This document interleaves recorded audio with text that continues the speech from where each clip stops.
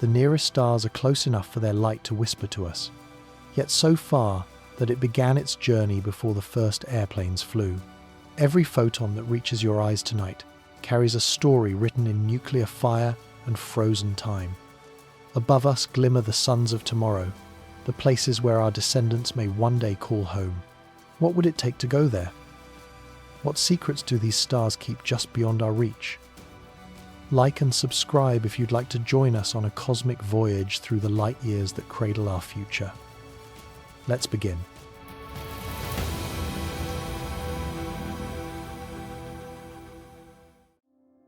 Just beyond the edge of our solar system begins the interstellar neighborhood, a quiet sea of stars scattered across 40 trillion kilometers of space.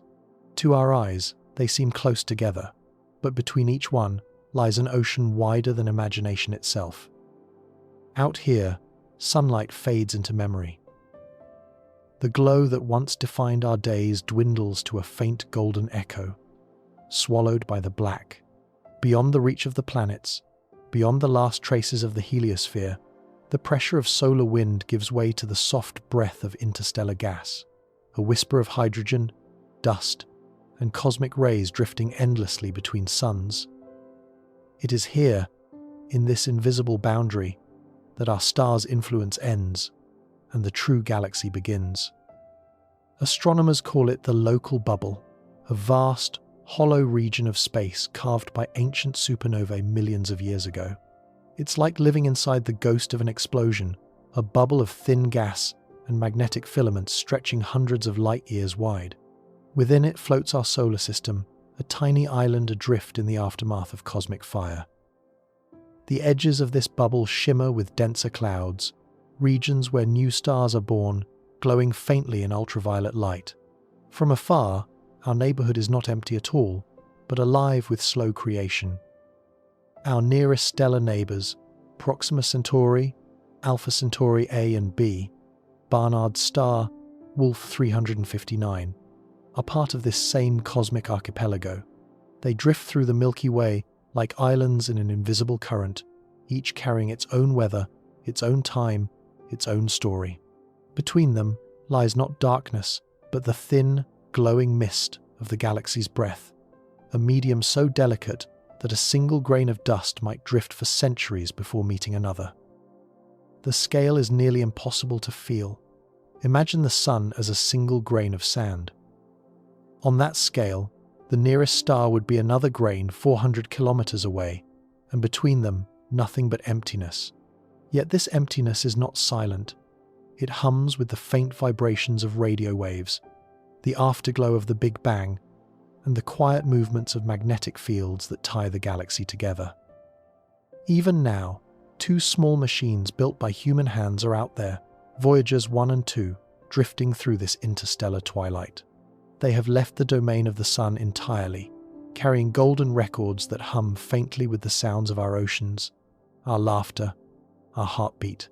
They are the first whispers of humanity in the wider cosmos, tiny sparks moving across a sea of night toward other stars. To imagine the interstellar neighborhood is to imagine time stretched thin. Light takes years to move from one star to the next. Messages.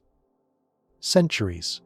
Yet everything is connected, a single galactic ecosystem. Dust from ancient supernovae once drifted through this very space, before finding its way into the clouds that became our sun, our Earth, and you. The neighborhood beyond the sun is vast, but it is also home. Every atom of our bodies was once part of this wandering dust, cooled, condensed, and reignited into life. When we look into the dark between stars, we are not looking into emptiness. We are looking into the place where we began, and where, someday, we will return. Only 4.24 light-years away, Proxima Centauri glows faintly in the southern sky, a red dwarf so dim it would be invisible without a telescope, yet powerful enough to shape the fate of planets orbiting in eternal twilight. It is the nearest star to the sun, our closest stellar neighbor, the next campfire in the dark. Yet, if you were to look for it with your eyes alone, you would see nothing. Proxima is a star of subtleties, smaller than half the width of Jupiter, glowing not in white or yellow, but in crimson and copper, radiating most of its energy in infrared light, invisible to us. From Earth, it flickers behind the brighter glow of its companions, Alpha Centauri A and B, hidden like a coal behind a flame. For astronomers, Proxima is a paradox, both familiar and alien. It burns at a mere 3,000 degrees Celsius, far cooler than our Sun, and yet its storms are far more violent. Every few days, magnetic tension deep within its surface snaps loose, releasing flares that can outshine the star itself for minutes at a time. These eruptions bathe its planets in intense radiation, transforming their skies into theaters of light and danger. But within that violence lies potential. The same energy that can strip atmospheres might also drive chemistry, the raw reactions that create life. Orbiting close to this restless sun is Proxima B, a rocky planet roughly the size of Earth. Locked by gravity, one hemisphere faces perpetual day, while the other knows only night. On the day side, the star never moves. It hangs low and steady, bathing the landscape in blood-red light. On the night side, the stars never set, frozen in eternal silence. Between them lies a twilight belt, a narrow ring where the dim warmth might allow liquid water to exist.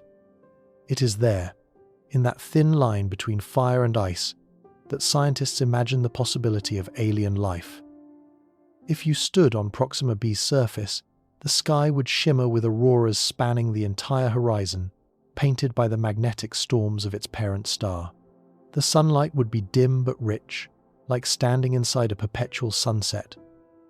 Shadows would stretch endlessly, and the air, if it exists, would dance with faint ionized glow.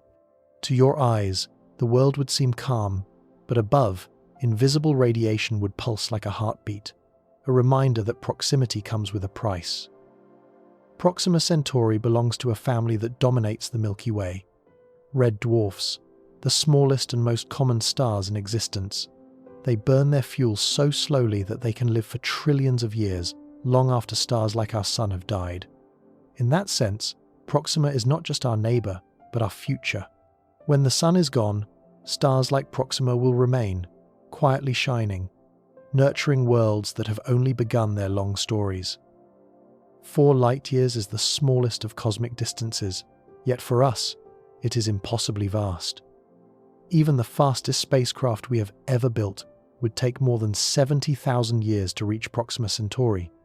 Still, we send our hopes in its direction, radio waves, data, dreams, because in the faint red flicker of our nearest star, humanity glimpses a destination. The first step beyond our cradle, the next sunrise waiting in the dark. Orbiting Proxima is a planet known as Proxima B, a rocky world locked to its star, one side frozen in night, the other bathed in endless dawn. It may be the nearest place in the universe where alien oceans dream beneath a crimson sky. Proxima B is close, unimaginably close, to its parent star, circling it in just 11 Earth days. From such a distance, the sun's warmth would be unbearable. But Proxima's dim, red glow changes everything. Its light is weak, its heat gentle. The planet sits in a fragile balance, inside what astronomers call the habitable zone, the narrow band where liquid water might exist. And so, this small ember world has become one of the most intriguing places in the known universe. If you stood on its surface, the sky would never truly brighten. The star above would be 3 times larger than our Sun appears from Earth, yet it would cast only the soft, ruddy light of a dying fire. Shadows would be long and deep, colours muted, copper, maroon, and faint gold. The warmth would not come from brightness but from persistence, a steady glow that never fades. There would be no sunrise or sunset, no rhythm of day and night. On the sunward side, time would blur into perpetual dawn. On the far side, the night would stretch on forever. Scientists imagine that a vast band of twilight might divide the 2 hemispheres, a region where temperatures are just right, where liquid water could collect in oceans or lakes. Here, winds could circle the planet, carrying warmth from the eternal day into the endless night. In that narrow ring of balance, alien clouds might gather, reflecting the faint red glow of Proxima like embers in mist. The conditions, though harsh, are not impossible. Tidal locking ensures that one side always faces the star, but it also stabilizes the planet's orbit. Computer simulations suggest that a thick atmosphere, perhaps rich in carbon dioxide or nitrogen, could evenly distribute heat, preventing the day side from boiling and the night side from freezing. Beneath that atmosphere, oceans could remain liquid, dark, and deep, warmed by geothermal energy and the ceaseless tug of their parent star. If such seas exist, they would be like nothing on Earth. Sunlight would barely penetrate the surface, replaced by a dim crimson haze. Plants, if they evolved, might drink red light instead of blue, black-leaved organisms harvesting every photon from their meager star. The night side, meanwhile, might sparkle faintly with bioluminescent life, creatures illuminating their world in gentle pulses of green and violet, like lanterns drifting through liquid darkness. Proxima b reminds us how adaptable life might be. It shows that habitability isn't about comfort, but endurance, about balance in the face of extremes. Where we see danger, nature might see opportunity. The radiation that flares from Proxima could drive evolution, forcing life to adapt quickly or perish. In that crucible of fire and shadow, biology could write new rules. We do not yet know what truly lies there. The planet remains a point of light in our telescopes, a whisper of possibility in the data. But in that whisper is a promise that even the smallest ember in the void might glow with oceans, with clouds, perhaps even with life. And so, humanity's gaze lingers on that faint red world, the nearest, and perhaps the first, other home our universe has to offer. On Proxima b, there would be no sunrise or sunset. The star would hang forever in the same place in the sky, painting the horizon in deep red light. Winds would circle the planet endlessly, carrying whispers of warmth into the dark. Imagine standing beneath that unmoving sun, a swollen red sphere frozen above the horizon, casting copper light across a landscape that never changes. The concept of time, as we know it, would lose all meaning.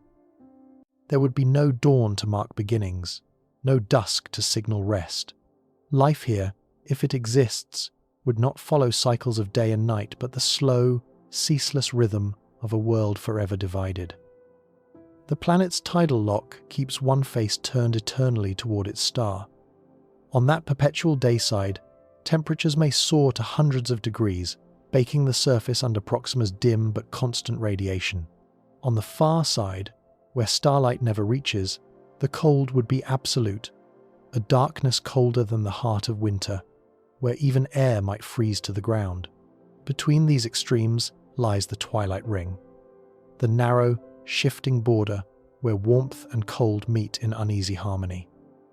There, in the endless dusk, the air may be alive with motion. Fierce winds would race from the scorched day side to the frozen night, carrying heat in roaring jets that circle the globe. Dust and vapor would rise and fall in vast convection currents, forming towering clouds that stretch for hundreds of kilometers. Lightning, tinted by the planet's copper skies, might flash without pause, connecting the heavens to the ground in constant electric dialogue. If oceans exist on Proxima b, they would never know calm. Waves would roll eternally from the warm hemisphere to the cold, driven by the same ceaseless winds that define the planet's life. The tides, immense and unending, would crash beneath the red glow, pulling vapor into the air and carrying it across the dim world in a vast planetary heartbeat. Rain might fall as mist or steam, never quite reaching the frozen plains before turning back to vapor again.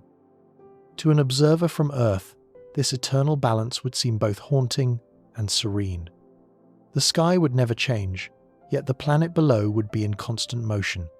The idea of weather would lose its familiar rhythm, replaced by a global storm that has lasted since the world was born. Even the concept of direction would blur, light to one side, dark to the other, forever.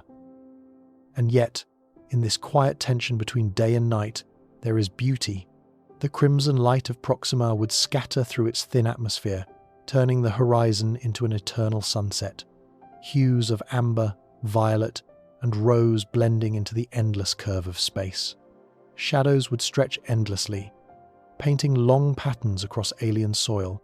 In the distance, the boundary between light and darkness would shimmer, a moving frontier where temperature, pressure, and possibility converge. Perhaps it is in that twilight belt that life might take hold, organisms evolving not to chase sunlight, but to endure stillness. Creatures that rest when winds rise and feed when the air calms. Plants that drink dim light as if it were sacred. Beings that have never known nightfall or morning, only the soft, perpetual glow of their frozen sky. A sky that never moves may seem lifeless to us, but to the life that could thrive there, it would be home, steady. While Earth spins itself into constant change, Proxima B remains poised in balance, a world where time stands still and the light never dies. But Proxima's beauty hides danger. Its flares can erupt with 1,000 times the power of Earth's greatest storms, enough to strip atmospheres, or perhaps spark chemical reactions that breathe life into alien air. Proxima Centauri may be small, but it is fierce. Its cool crimson light hides a volatile heart. Beneath its surface, powerful magnetic fields twist and snap like invisible ropes, releasing torrents of charged particles into space. When one of these magnetic knots unravels, the star brightens suddenly, sometimes doubling in brightness within seconds, before fading back to its quiet glow. To nearby planets, these flares are more than a spectacle, they are cataclysms. Every few days, Proxima unleashes what astronomers call a superflare, a burst of radiation so intense that it would fry the electronics of any spacecraft and strip away the ozone layer of an unprotected world. Ultraviolet light, X-rays, and plasma sweep outward in all directions, slamming into the atmospheres of its planets like an invisible storm front. On Proxima B, each flare could boil the upper layers of air, tearing molecules apart. Over millions of years, such violence might erode a planet's atmosphere entirely, leaving behind a barren rock circling a merciless star. And yet, paradoxically, these same flares might also be the reason life could begin. When high-energy radiation strikes simple molecules like carbon dioxide, methane, and water vapor, it can forge complex organics, amino acids, nucleobases, and the building blocks of proteins. On early Earth, similar storms from our own sun may have sparked the chemistry that gave rise to life. Proxima's tempests, though deadly, could serve the same purpose: chaos turning to creation. To understand how violent Proxima truly is, imagine watching the sun suddenly blaze 10 times brighter, flooding Earth with enough energy to ignite its upper atmosphere. Then imagine that happening not once in a millennium, but once every few days. The light would pulse in the sky like a heartbeat, a reminder that stars, even the quiet ones, are living things with moods and tempers. Astronomers studying Proxima's flares from orbiting telescopes describe them as both terrifying and mesmerizing. The star's brightness can spike by 14,000% in less than 10 seconds. Ultraviolet bursts ripple through the void, ionizing everything they touch. For a few brief moments, Proxima becomes a miniature supernova, and then it calms, glowing once again as if nothing happened. These flares are not rare accidents. They are the star's natural rhythm, its breathing. If Proxima B has managed to keep its atmosphere, it must possess remarkable defenses. Perhaps a powerful magnetic field deflects the worst of the radiation, as Earth's magnetosphere shields us from the solar wind. Or maybe its dense atmosphere absorbs the energy, glowing briefly like a red aurora across its skies. For any life beneath that light, storms would not be an anomaly. They would be the weather, a normal part of existence. Creatures might evolve protective shells or burrow deep into the soil, surfacing only during the calm between tempests. Proxima Centauri's nature is a contradiction, a star that gives and takes in equal measure. Its violent flares could destroy a young world's chance for life, or ignite it. To live beneath such a star would mean enduring creation itself, a world where light is both predator and parent, death and dawn in the same breath. In the end, that is the paradox of Proxima. Its fury is its gift. In the long silence of space, this small red sun roars with energy, shaping the fate of its planets with every pulse. It reminds us that life and destruction are not opposites in the cosmos. They are partners, forever entwined in the same cosmic fire. Look a little farther, and you'll find two golden stars dancing together. From a distance, they appear as one, but up close, they form a binary system that mirrors our own sun's warmth and balance. To the naked eye, Alpha Centauri is a single brilliant point in the southern sky, glimmering near the horizon like a promise. Yet through a telescope, its secret is revealed, not one star, but two, locked in a timeless waltz. One burns slightly brighter and hotter than the sun, glowing white-yellow like the heart of a candle flame. The other is a touch cooler and dimmer, radiating with the soft gold of a fading ember.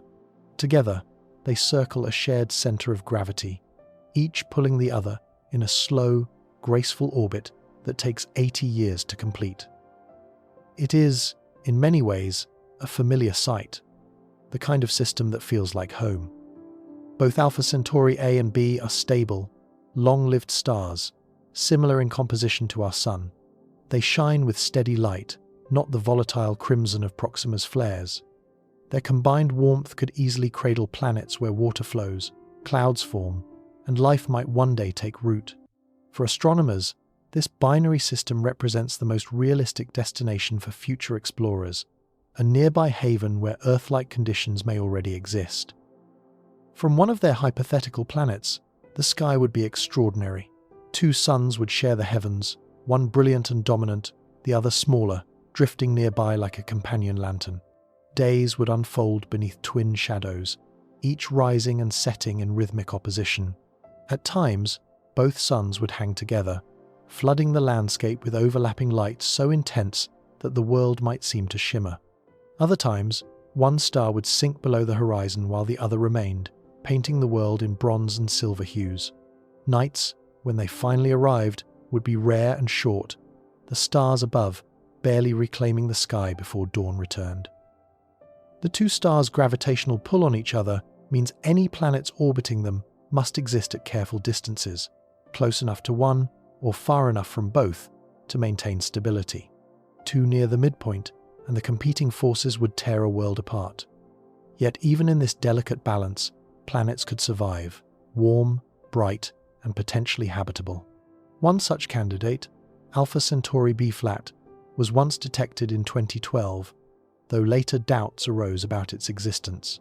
Whether it's real or not, the discovery fueled the imagination, an Earth-like world orbiting our Sun's nearest twin. Alpha Centauri lies just 4.37 light-years from us, a mere 25 trillion miles. In cosmic terms, it's practically next door. The system has become a symbol of our interstellar ambition, the target of countless missions and dreams. The Breakthrough Starshot initiative hopes to send tiny laser-propelled spacecraft there, traveling at a fifth the speed of light. If successful, they could arrive within 20 years, the first messengers from humanity to another sun. Standing beneath Earth's night sky, it's humbling to know that the nearest true sunrise beyond our own might already be happening there, two dawns rising together over unknown landscapes. The golden light of Alpha Centauri could be shining on alien oceans right now, reflecting off continents and clouds just as ours does. In those twin suns, we see a reflection of what we might one day become, not confined to one star, but a people of many. Voyagers who turn their gaze outward and see, in every light, a distant home waiting to be found. Between these twin stars, astronomers suspect a hidden world, a planet orbiting just right for liquid water, invisible for now, but waiting to be found by the next generation of telescopes. Alpha Centauri's two suns dance in a gravitational duet, but their rhythm leaves room for companions, small, silent worlds that may circle quietly in the glow of one star or wander between both in intricate orbits of balance. For decades, Astronomers have looked toward this system with curiosity and hope, believing it to be the most likely place beyond our solar system where another Earth might exist. Yet, despite its nearness, the truth remains elusive. The light of the twin stars intertwines so tightly that spotting the faint shadow of a planet amid their brilliance is like trying to find the flicker of a candle beside two floodlights.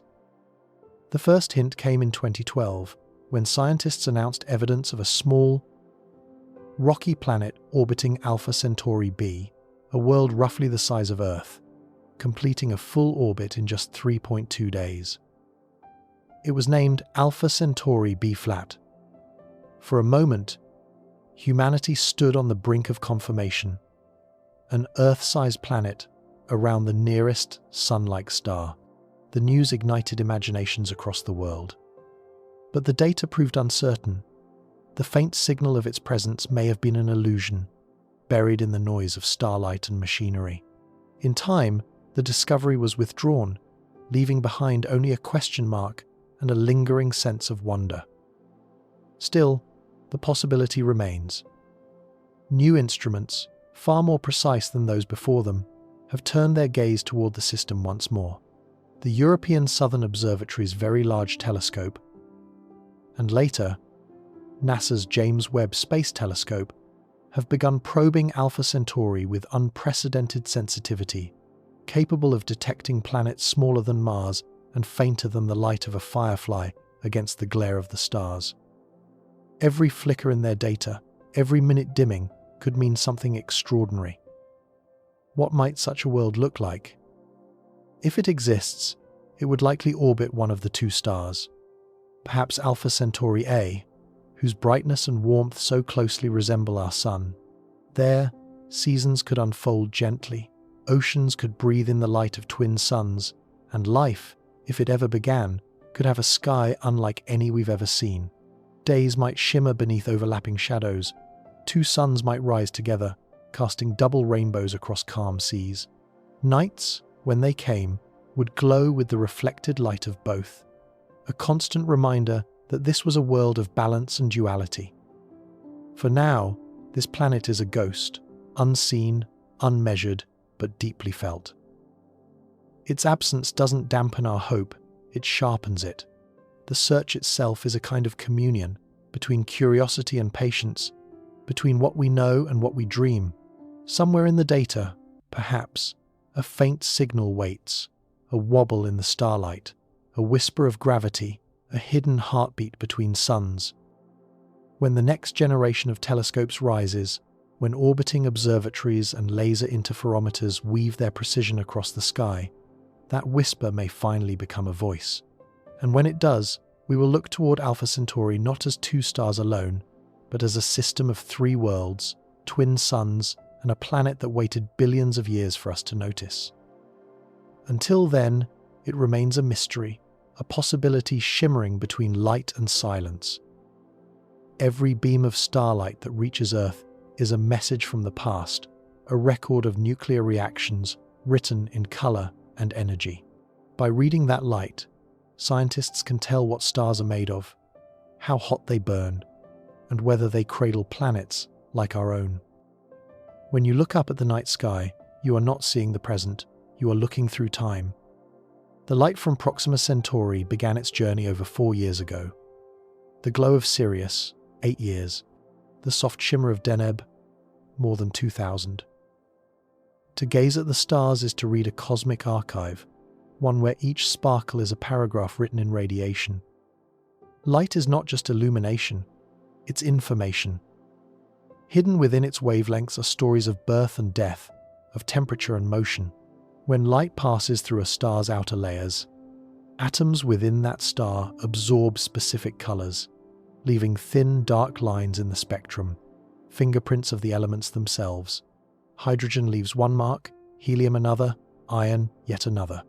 By studying those spectral lines, astronomers can tell not only what a star is made of, but also how fast it spins, how far it moves, and what kind of planets may orbit it.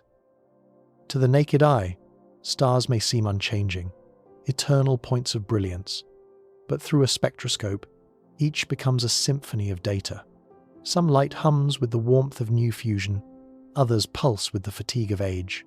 The color of a star can reveal whether it's a young blue furnace, a stable yellow sun, or an ancient red ember nearing the end of its life. It's through light that we understand the life cycle of everything in the cosmos, from the hydrogen clouds that collapse into stars to the supernovae that scatter their ashes across space. Even planets, faint and small, speak through the light they reflect or block. When a planet passes in front of its star, it dims the star's light by a fraction, a cosmic blink lasting hours.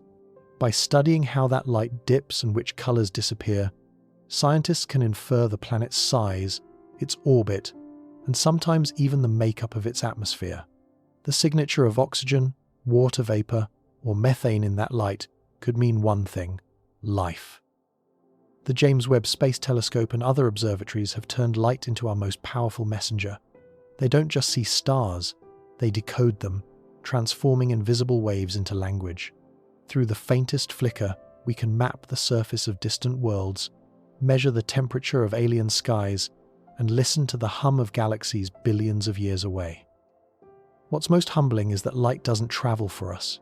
It simply moves outward, endlessly, indifferent to who might receive it. But sometimes, after hundreds or thousands of years, it reaches a curious mind on a small blue planet, and suddenly, it becomes meaning. The light that left a dying star before humanity even existed now lands gently on our telescopes, whispering across the ages, "I was here. I burned. I mattered." Every photon you see tonight has traveled unimaginable distances to find you. When you look up, you are not just observing, you are participating in an ancient conversation. You are the listener in a dialogue that began before Earth's first sunrise. A conversation carried not by words, but by the endless, eloquent language of light. Older than our sun, Barnard's star races across the sky faster than any other nearby star. It's a crimson relic of the galaxy's youth, and perhaps a quiet witness to civilizations yet unborn. At first glance, Barnard's star appears unremarkable. It's small, dim, and invisible to the naked eye. Yet, behind that quiet facade lies one of the most remarkable travelers in our cosmic neighborhood. Discovered in 1916 by American astronomer E. Barnard, this faint red dwarf drifts through space with extraordinary speed, moving across the background of more distant stars like a slow, steady comet. Each century, it shifts by about 1/4 of a degree in the sky, roughly half the width of the moon. No other known star moves faster in our night. Located just 6 light-years away in the constellation Ophiuchus, Barnard's star is our 4th closest neighbor after the Alpha Centauri system. But in every way, it's older, far older. Astronomers estimate its age at nearly 10 billion years, more than twice that of our Sun.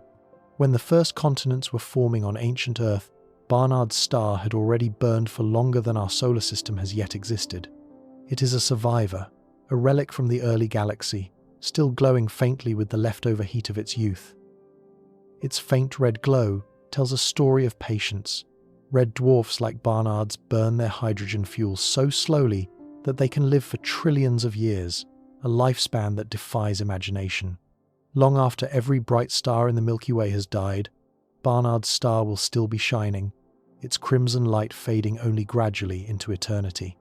To imagine its timeline is to look beyond human history, beyond civilization itself, into the slow breathing rhythm of the cosmos.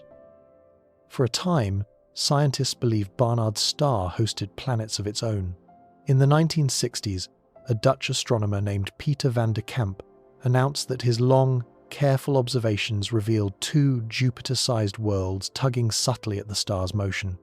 The news thrilled the world, a nearby system, potentially harboring planets, perhaps even moons like ours. But decades later, it was discovered that the wobble he observed came not from the star itself, but from a slight shift in his telescope's lens.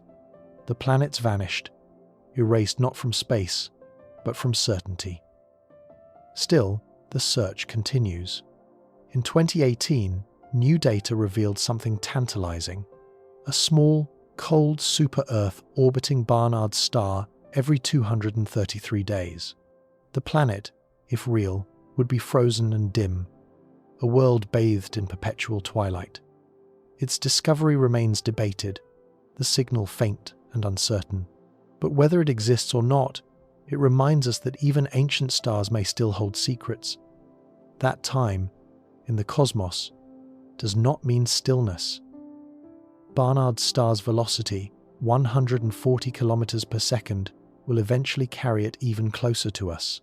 In just 10,000 years, it will come within 3.8 light-years of Earth, briefly becoming the nearest star to our solar system before drifting away again. It will glide past silently, indifferent to the civilizations that may rise or fall beneath its passing. When we gaze toward Barnard's star, we are looking at a witness to the galaxy's long memory, a traveler that has crossed spiral arms, survived stellar upheavals, and endured the births and deaths of suns. Its light carries not the exuberance of youth, but the quiet wisdom of age. Perhaps, somewhere out there, future beings, human or otherwise, will look up from a world orbiting Barnard's star and wonder about the pale yellow dot of our sun, long cooled and quiet. And in that distant age, the ancient wanderer will still shine, small, steadfast, and eternal. Barnard's star hosts a planet too cold for life as we know it, but its discovery proved that even small, dim suns can hold hidden worlds. It reminded us that the galaxy's quietest corners can still surprise us. The planet, known as Barnard's star B, lies about 6 light-years away, one of the nearest exoplanets ever detected. It was discovered not by direct sight, but through the faintest tug of gravity. For over 20 years, astronomers studied the tiny wobble in the star's motion, a subtle rhythmic sway that could only mean one thing: an unseen companion orbiting close by.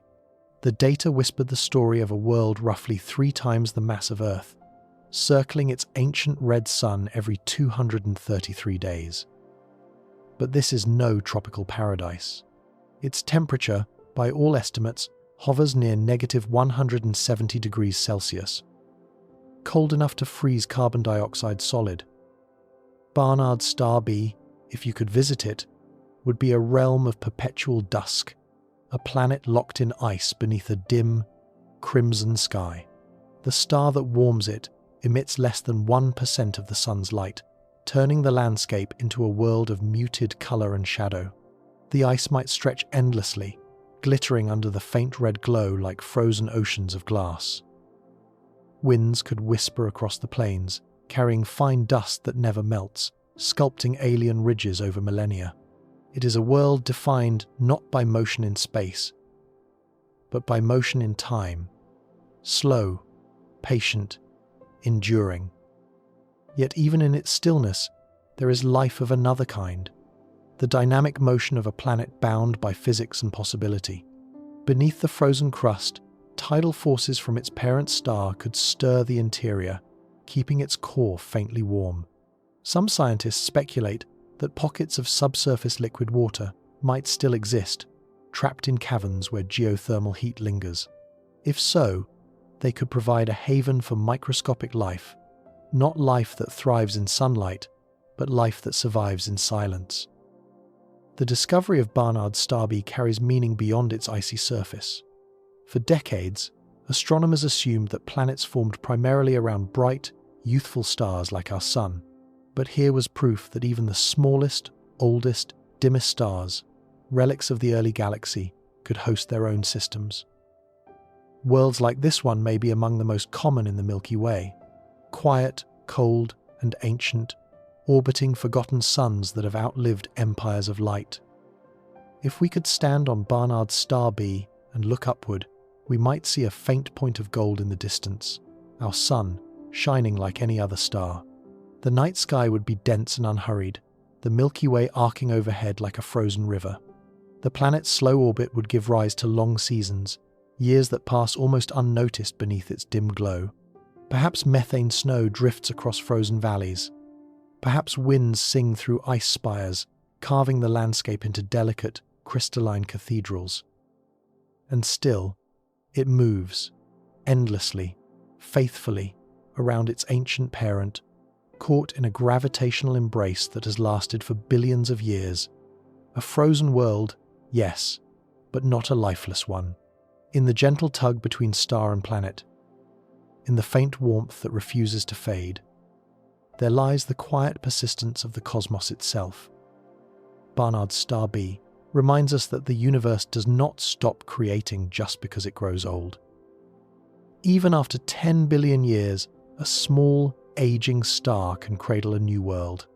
And in that small, frozen orbit, the galaxy keeps its promise that wonder can be found even in the coldest, darkest corners of time. Barely a tenth the size of our Sun, Wolf 359 glows with a faint red shimmer invisible to human eyes. Yet its gravity shapes a system that might hold icy worlds orbiting close to warmth. Just 7.8 light-years away, Wolf 359 is one of the nearest stars to Earth, a member of our immediate cosmic family, and yet, most people have never seen it, nor even heard its name. It is a red dwarf, a star so small and dim that, from Earth, even the clearest night sky offers no sign of its existence. You could look straight toward it, past the constellation Leo, and see only blackness. But in that patch of empty sky lies a whole miniature solar system, unseen, unlit, and quietly alive with possibility. Wolf 359 is one of the faintest stars ever catalogued. It burns at barely 2,800 degrees Celsius, nearly half the surface temperature of our Sun, and releases less than 1% of its light. If you were to replace our Sun with Wolf 359, Earth would be plunged into darkness and freeze within weeks. And yet, its dimness does not mean weakness.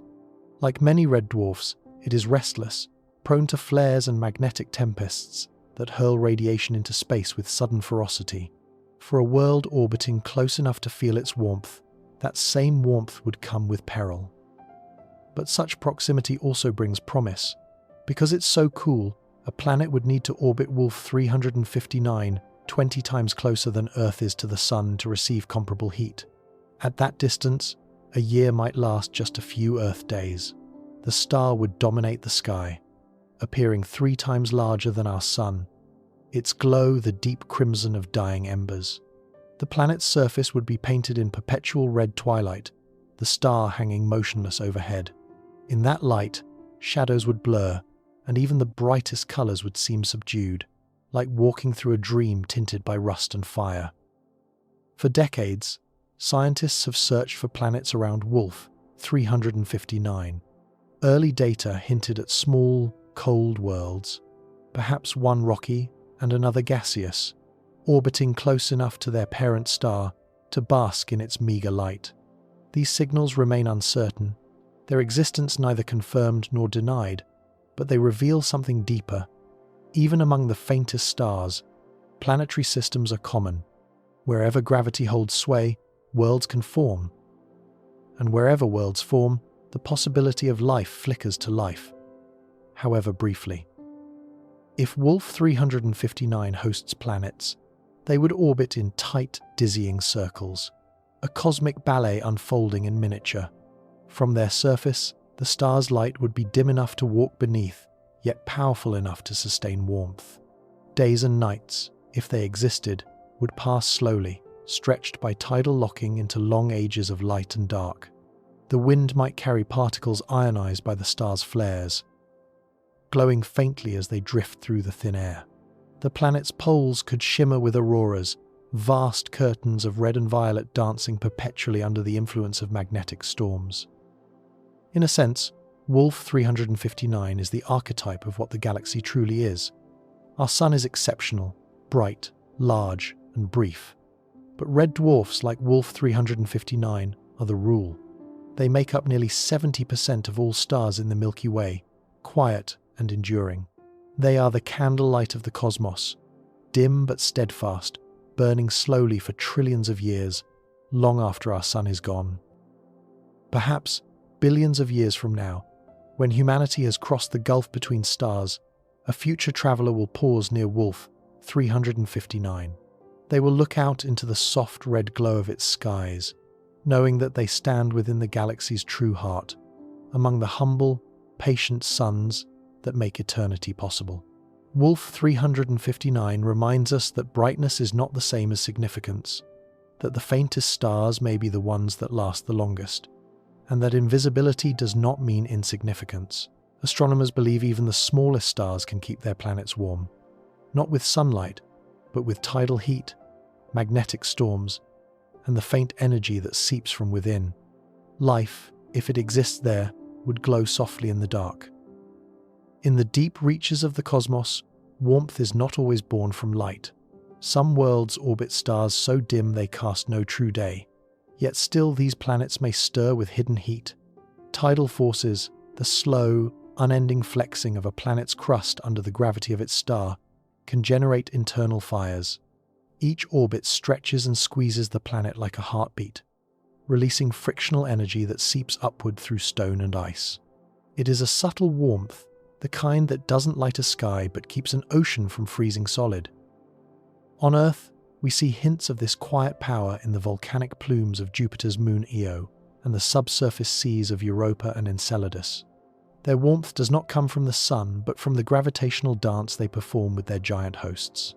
If such small worlds can harbour liquid water beneath kilometers of ice, then planets orbiting faint red dwarfs like Wolf 359 could do the same. Entire ecosystems sustained by the invisible rhythm of motion and pressure. A world like that might appear dead from afar, a frozen sphere drifting through darkness. But beneath the surface, warmth could pool in vast subterranean seas. There, the water would be black and still, illuminated only by faint glows, geothermal vents, chemical reactions, or the delicate bioluminescence of living things. Imagine creatures evolved to see without light, transparent, soft-bodied, moving like ghosts through the water, communicating through pulses of faint color. Their world would be quiet but never still, its energy drawn from the planet's own inner fire. Magnetic storms from their parent stars might also lend life to such worlds. When charged particles strike a planet's magnetic field, they can produce more than just auroras. They can generate chemical energy, breaking apart molecules and forming new ones. This constant recycling of energy might feed microbial life the same way sunlight feeds plants on Earth. In the darkness, chemistry becomes its own kind of light. Even a dying planet might sustain this delicate balance. Long after its atmosphere has frozen, residual heat from radioactive decay could linger beneath the crust. The energy that forms deep in the mantle, slow, steady, ancient, could persist for billions of years. It's possible that such warmth exists even now under the ice of distant exoplanets orbiting red dwarfs or brown dwarfs. For life that has adapted to the dark, such places would not be prisons, but sanctuaries. To the human eye, these worlds would be invisible, their stars too faint, their surfaces too cold. Yet if we could dive beneath their icy shells, we might find a universe of warmth and color. The darkness would shimmer faintly with organic light, blues, greens, and silvers rippling across alien waters. It would be as though the planet itself were alive, its pulse hidden beneath miles of silence. The glow beneath the cold reminds us that life is not fragile. It is resourceful. It adapts, endures, and transforms even the most unlikely places into homes. Not every world needs a sun. Some carry their own light within, a quiet defiance against the void. Perhaps, someday, when our probes or descendants reach those distant frozen seas, they will find proof, not of intelligent civilizations, but of resilience. Tiny organisms glowing softly in the dark. Alive, not because of sunlight, but because the universe, even in its coldest corners, never truly stops burning. Just 6 light-years away, 2 failed stars drift together, brown dwarfs that never ignited into true suns. Their skies glow dimly with infrared light, like embers at the end of creation. They are called Luhman 16A and Luhman 16B, a pair of substellar twins orbiting each other in quiet companionship. To the unaided eye, they are invisible, faint smudges of heat in the cold darkness between constellations. Yet through infrared telescopes, they appear as a soft double glow, warm but muted, like coals fading long after the fire has gone out.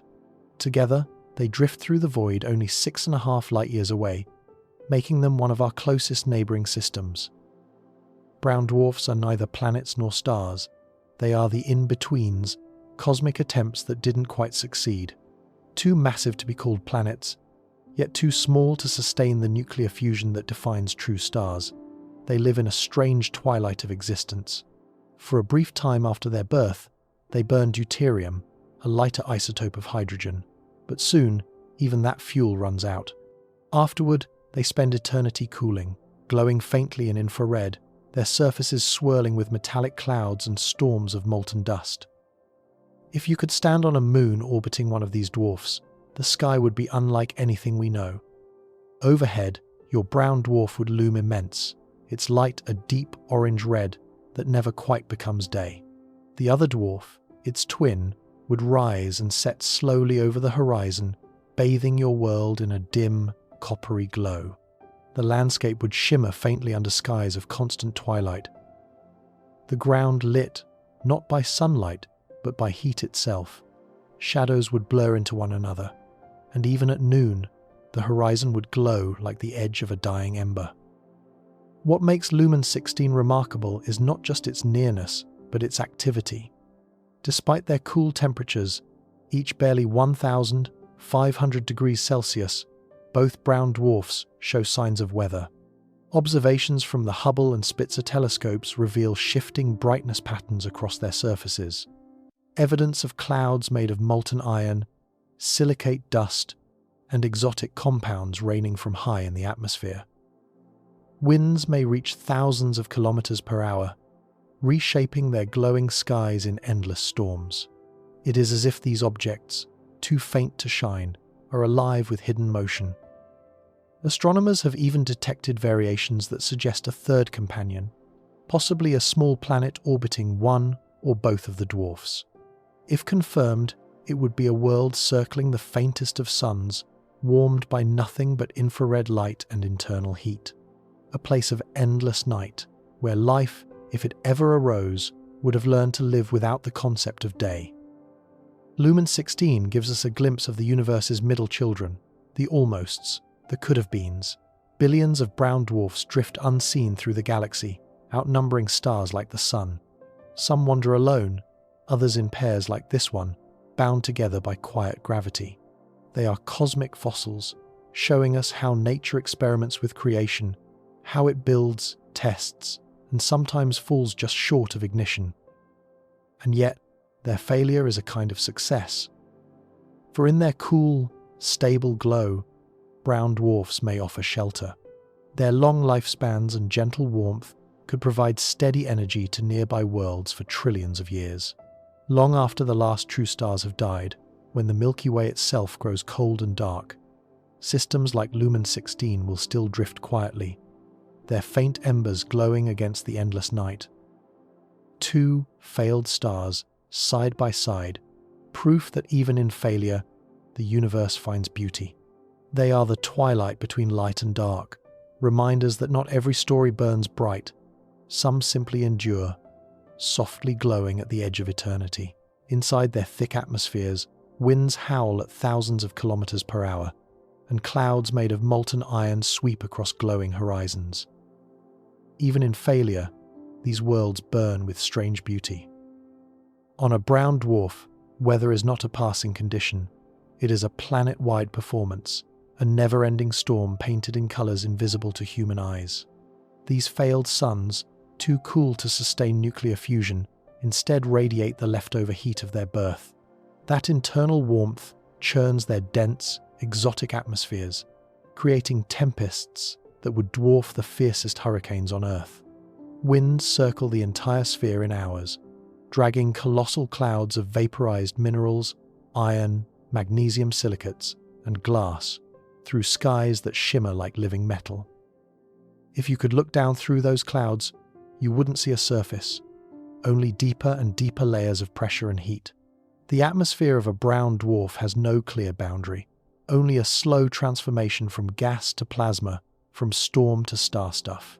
Each layer glows faintly in infrared, forming luminous ribbons that wrap around the globe like veins of molten color. These objects are not bright enough to see with the naked eye, but to an infrared telescope, they are vibrant, pulsing, flickering, changing from night to night as their storms evolve. Astronomers have begun mapping the weather patterns of nearby brown dwarfs, including Luhman 16, through tiny fluctuations in their brightness. As the dwarfs rotate, clouds of molten iron drift in and out of view, causing the light we detect to brighten and fade like a cosmic heartbeat. Some of these cycles repeat predictably, a sign of long-lived storms the size of continents, while others shift chaotically, hinting at turbulent jet streams, lightning, and magnetic chaos. The idea of iron rain may sound like a myth, but on these worlds, it is fact. When the upper atmosphere cools just enough, droplets of molten metal condense, fall downward through the glowing haze, and evaporate again in deeper, hotter layers. The result is a rain cycle made not of water but of iron, endlessly repeating across the face of a failed sun. The sound of it, if sound could travel through that pressure, would be the hiss of vaporized metal and the roar of wind louder than thunder. Deeper within, temperatures soar to thousands of degrees, and pressures rise until gas behaves more like liquid. Lightning might flash within the dense clouds, illuminating the storms for brief, brilliant instants. The light would be strange, not the white or yellow of earthly bolts, but deep red, orange, and violet, refracted through metallic vapor. It's weather that belongs to another universe. And yet, it happens just a few light years from our own.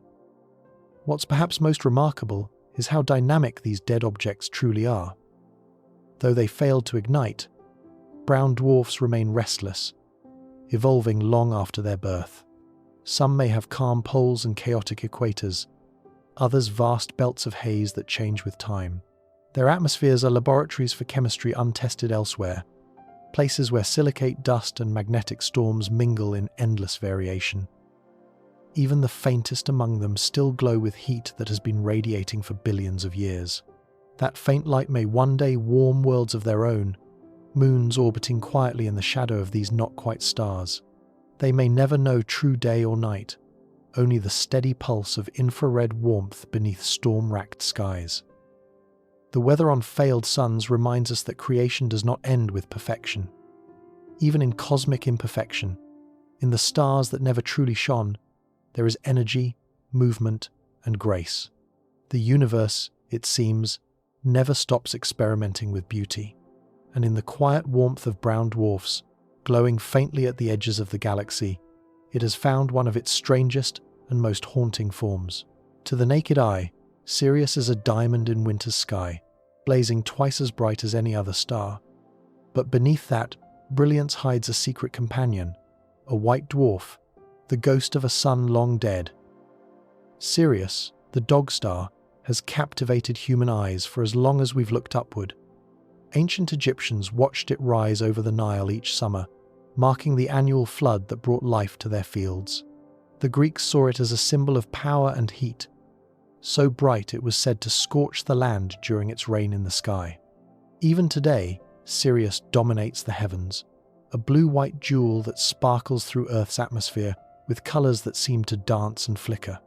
It lies only 8.6 light-years away, close enough that its light feels almost personal, like the gaze of a neighbor shining from across the cosmic street. But what makes Sirius extraordinary is that it is not alone. The brilliance we see comes from Sirius A, a young and massive star twice the size of our Sun.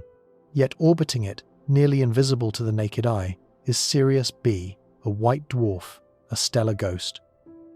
Once a star as grand as its companion, Sirius B exhausted its nuclear fuel long ago. It swelled into a red giant, shed its outer layers in a luminous veil, and collapsed inward under its own gravity until it became something smaller than Earth, but heavier than the entire Sun. This tiny, dazzling corpse burns with the leftover heat of its long life. At its surface, temperatures exceed 25,000 degrees Celsius. To human eyes, it would appear as a point of pure white fire, a shard of condensed sunlight. Yet despite its intensity, it is fading. Over billions of years, Sirius B will cool and dim, its once blazing heat dissipating into the dark. It is a reminder that even the brightest stars must one day surrender their light. The orbit between Sirius A and B is a slow celestial dance, lasting 50 years. The two stars circle each other at a distance, roughly equal to the gap between Sun and Uranus. From far away, they appear as a single point of brilliance, but up close, they are a story of life and death intertwined, one star still in its prime, the other reduced to memory. As Sirius B moves through its orbit, its gravity subtly tugs on its companion, a gentle ghost's pull that astronomers use to trace its presence. White dwarfs like Sirius B represent the ultimate fate of stars like our Sun. They are the crystalline remnants of stellar hearts, carbon and oxygen packed so densely that a teaspoon would weigh tons. Beneath their glowing surfaces lies no fire, no fusion, just the slow release of thermal energy, fading over trillions of years. To study one is to see the future, the quiet end that awaits all ordinary stars. And yet, even in its death, Sirius B gives meaning to its partner. Its gravity shapes Sirius A's orbit, influencing its movement and evolution. In a sense, the ghost star still speaks, not through light, but through the steady rhythm of gravitational pull. The two are bound forever in a cosmic bond, one illuminating the other, one remembering what it means to burn. If you were to stand on a world orbiting Sirius A, the night sky would be breathtaking. The white dwarf would shine beside its brilliant companion like a pale ember, casting sharp shadows across alien ground. The light would be pure and piercing, the air shimmering with reflections, and when both stars set, the darkness that followed would feel impossibly deep, as though the cosmos itself were holding its breath. Sirius reminds us that brightness can be both a promise and an echo. The star we see blazing tonight carries within it the memory of death and the persistence of light, proof that even in endings, the universe finds new ways to shine. Sirius B, smaller than Earth, yet heavier than our Sun, is a stellar corpse that still glows with leftover heat from its long-ago life. It is a reminder that even the brightest suns must one day fade. To understand a white dwarf is to listen to one of the quietest songs in the cosmos, the slow cooling of a heart that once burned brighter than any other.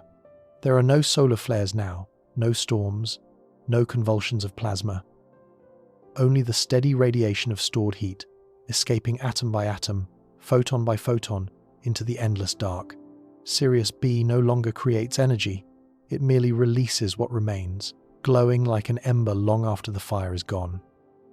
When it was young, this star was like our Sun, fusing hydrogen into helium at its core, shining steadily for billions of years. But as its fuel ran out, balance failed. Gravity, that patient sculptor, began to win. The outer layers expanded, forming a red giant vast enough to engulf nearby worlds, and then, with a final sigh, were cast off into space. What remained was the heart of the star itself, compressed, transformed, and burning no longer. In that collapse, matter was packed into an unimaginable density. A single teaspoon of Sirius B's material would weigh several tons on Earth.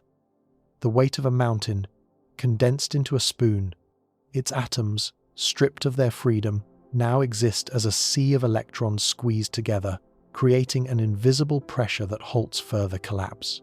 It is here, at the threshold of physics, that the white dwarf finds its balance, not through energy or fire, but through the quantum resistance of matter itself. The light of a white dwarf is not eternal, but it is patient. Over billions of years, it will fade through stages of dimming color, from white to yellow to red, and finally to black. In the final stage, it will become what astronomers call a black dwarf, a theoretical object so cold and dark it emits no light at all.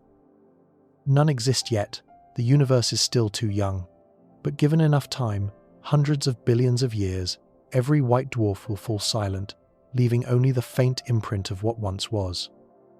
Still, Even now, Sirius B sings in its own way. Its cooling is not uniform. It pulsates ever so slightly as layers of gas shift and contract, producing faint ripples in brightness. These oscillations are like vibrations on a crystal, subtle tremors that reveal the structure of its interior. Astronomers call this asteroseismology, the study of a star's heartbeat through its quivers of light.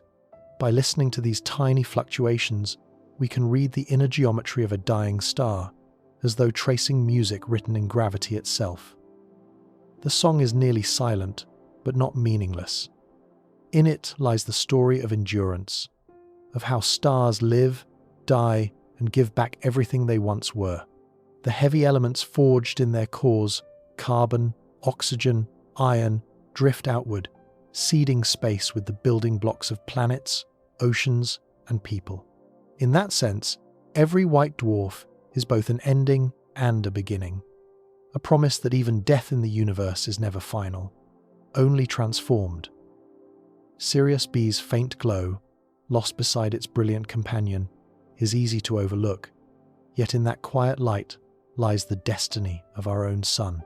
Billions of years from now, our star will follow the same path, shedding its brilliance, shrinking, cooling, and joining the countless white dwarfs that drift like silent ghosts through the galaxy. They are the cinders of creation, the last soft notes of a cosmic symphony that began in fire. And though their song is slow and fading, it never truly ends. It echoes across time, reminding us that even in stillness, even in silence, the universe continues to sing. At just 800 million years old, Epsilon Eridani is what our sun once was, young, turbulent, and surrounded by a glowing ring of dust and ice where planets are still being born. Only 10.5 light-years away, Epsilon Eridani offers us a glimpse of the past, not Earth's, but the sun's. When we observe this star, we are peering backward through time, seeing what our solar system might have looked like 4 billion years ago, when volcanoes shaped the continents, comets rained from the sky, and the first oceans began to cool. Epsilon Eridani, smaller and cooler than the sun, is still young enough to carry the chaos of youth. Its magnetic fields flare with energy.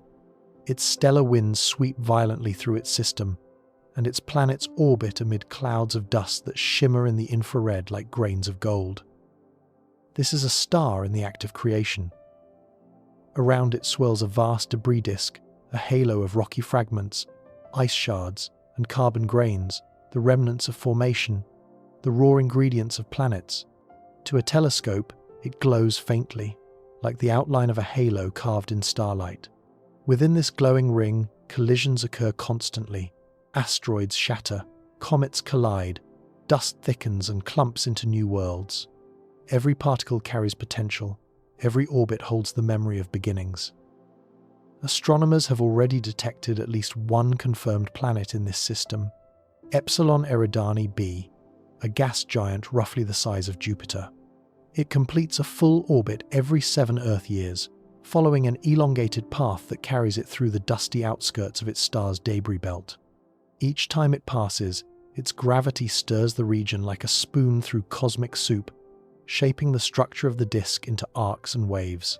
The result is breathtaking, a dynamic sculpture of motion, a planetary ballet performed in dust and light. If there are smaller, rocky planets in the inner system, and many scientists believe there are, they may still be in the process of forming.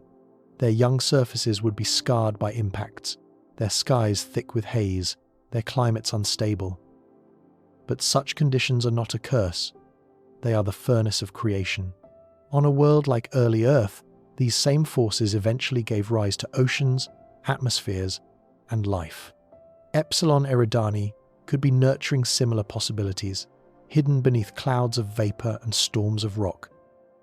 Its youth also means unpredictability. The star's surface roils with magnetic storms far greater than the sun's, releasing flares that could sterilize a planet one day and feed chemical reactions the next. Its winds blow with such strength that they carve paths through the dust disk, pushing grains outward like breath dispersing smoke. To an observer orbiting one of its planets, The sky would shimmer with auroras that never fade, vast ribbons of green and violet dancing perpetually beneath a bright orange sun.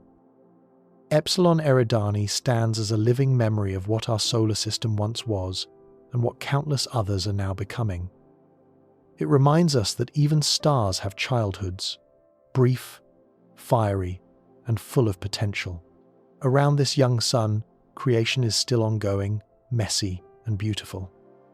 One day, billions of years from now, Epsilon Eridani will calm, its debris will clear, its storms will fade, and its planets will settle into quiet orbits, as ours have. But tonight, when we look toward its constellation, Eridanus, the celestial river, we see the energy of youth preserved in starlight, a reminder that somewhere out there, the story of solar systems is always beginning again, played out endlessly in the glow of newborn suns. In its debris disk, collisions between asteroids and comets light up space with flashes of creation. Every speck of dust there may one day become a moon, a mountain, or a world. Around stars like Epsilon Eridani, the process of planetary birth unfolds in silence, a slow, invisible choreography of gravity and time. At first glance, the debris disk seems chaotic, clouds of rock and ice swirling endlessly, crashing, fragmenting, and reforming. But within this cosmic turbulence lies order. Each collision, each orbit, each faint vibration of dust is part of a greater rhythm, the delicate music of worlds coming into being. In these disks, dust is destiny. What begins as microscopic grains drifting in starlight gradually gathers into clumps, first the size of pebbles, then boulders, then planetesimals hundreds of kilometers across. Over millions of years, these small bodies collide and merge under gravity's pull. Some are destroyed in fiery impacts, scattering their remains back into the disk. Others endure, growing larger with each encounter until they become the cores of planets, the future homes of oceans, continents, and skies. To the human eye, it would be a violent spectacle. Imagine standing on one of these growing worlds. The sky would blaze with impacts, streaked with glowing trails of debris. Meteors would fall by the thousands every hour, lighting the horizon in bursts of molten light. The air, if any existed, would shimmer with heat and ash. Mountains would rise overnight, oceans of magma would ripple beneath a crimson sun, and the surface would constantly renew itself, destruction and creation intertwined. Yet out of this fire, beauty is born. As the system matures, the frequency of collisions decreases, the dust begins to settle. Large planets carve pathways through the chaos, sweeping the space around them clear. Rings of debris form, glowing softly in the starlight like halos. The remaining fragments become asteroids, comets, and moons, the survivors of creation's storm. Eventually, the disk itself begins to fade, leaving behind a family of planets in stable orbits, each carrying within it the history of its birth. Even now, we can witness this process across the galaxy. The James Webb Space Telescope and ALMA Observatory have captured detailed images of young stars surrounded by bright disks, their inner edges carved by forming planets. In some, we see dark lanes, gravitational footprints of unseen worlds. In others, we see spiral arms of dust, shaped by tidal forces and collisions. It's as if we're looking at snapshots of our own past, a mirror of what once unfolded around the infant sun. But the story of creation never truly ends. The dust that doesn't form planets continues to drift, falling inward toward the star or outward into interstellar space. Over billions of years, this dust will mix with gas from dying stars, seeding the next generation of systems. Every new sun forms from the ashes of the old, every world from the remnants of the last. The universe recycles itself endlessly, turning stardust into planets, planets into life, and life, eventually, back into dust. When astronomers study systems like Epsilon Eridani, they are not just watching matter move, they are watching time itself sculpting. The faint glow of its debris disk, visible in infrared, is a cosmic photograph of birth in progress. Somewhere within that ring of dust, Something is forming right now, perhaps a rocky world where rain will someday fall, or a gas giant whose moons will cradle oceans. Every grain of dust holds potential. Every orbit holds a promise. And in the silent collisions that light up these young systems, we are reminded that the universe is still at work, patient, tireless, endlessly creative. For out there, among the drifting clouds of ice and rock, tomorrow's worlds are already taking shape. Slightly smaller and older than our own, Tau Ceti shines with steady calm. Around it orbit at least 4 rocky planets, one of which may lie in the gentle warmth of its habitable zone. If Epsilon Eridani is a portrait of youth, fiery, restless, and unfinished, then Tau Ceti is the image of maturity. It lies just 12 light-years away, glowing faintly in the constellation of Cetus, the sea monster. To the naked eye, it's an unassuming yellow star, easy to overlook among the more flamboyant giants and blue-white beacons of the night. But to astronomers, Tau Ceti is a model of stability, a middle-aged sun whose quiet, consistent light may have been shining undisturbed for billions of years. Its mass is about 90% that of our Sun, and its surface burns a few hundred degrees cooler.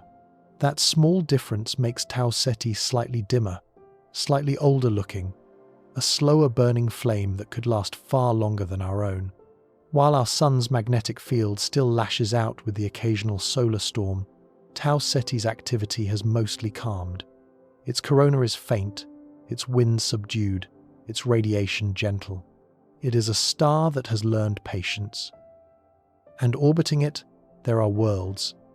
At least 4 confirmed, possibly more.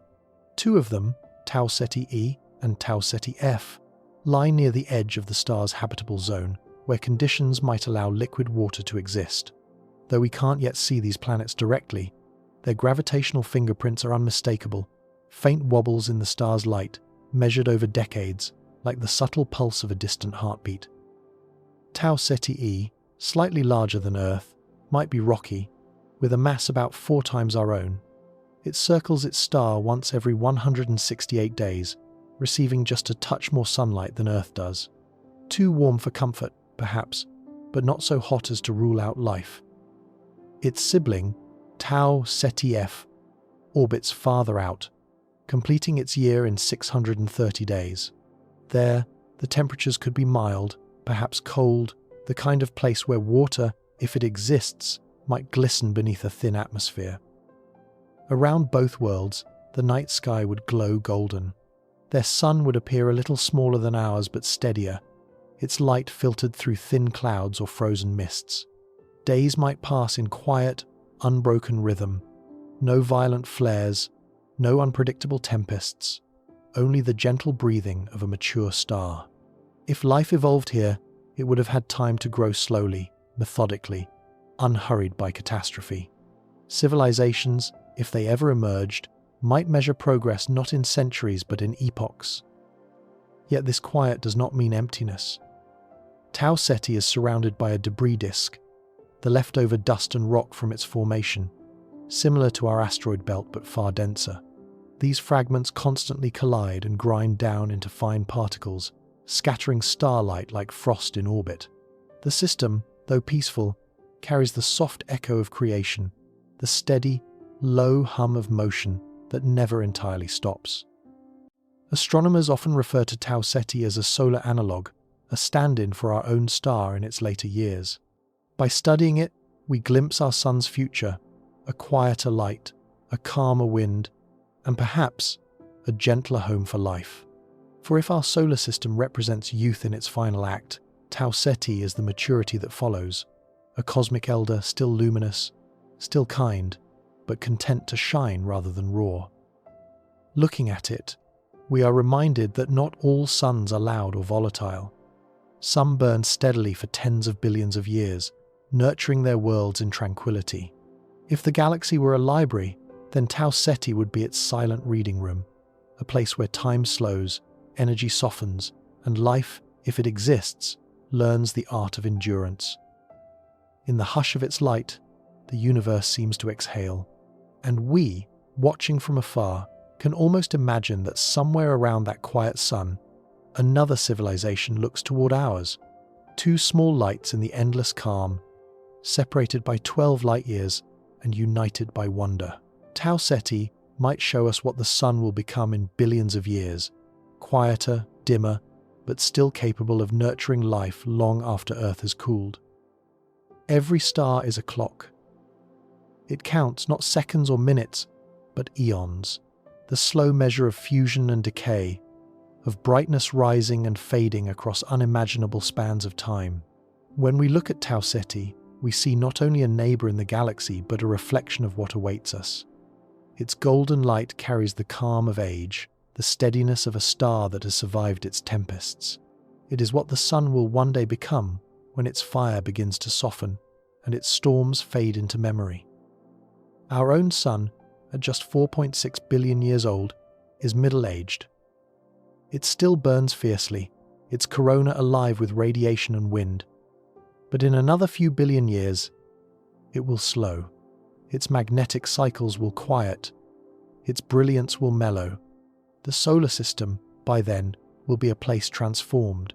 Earth's oceans long gone, its continents weathered and dry, while the outer worlds, icy and distant now, thaw gently in the growing warmth of a reddening star. The sun will trade youth for endurance, brightness for stability, much like Tau Ceti has already done. Tau Ceti's slower, steadier burn makes it an ideal laboratory for imagining that future.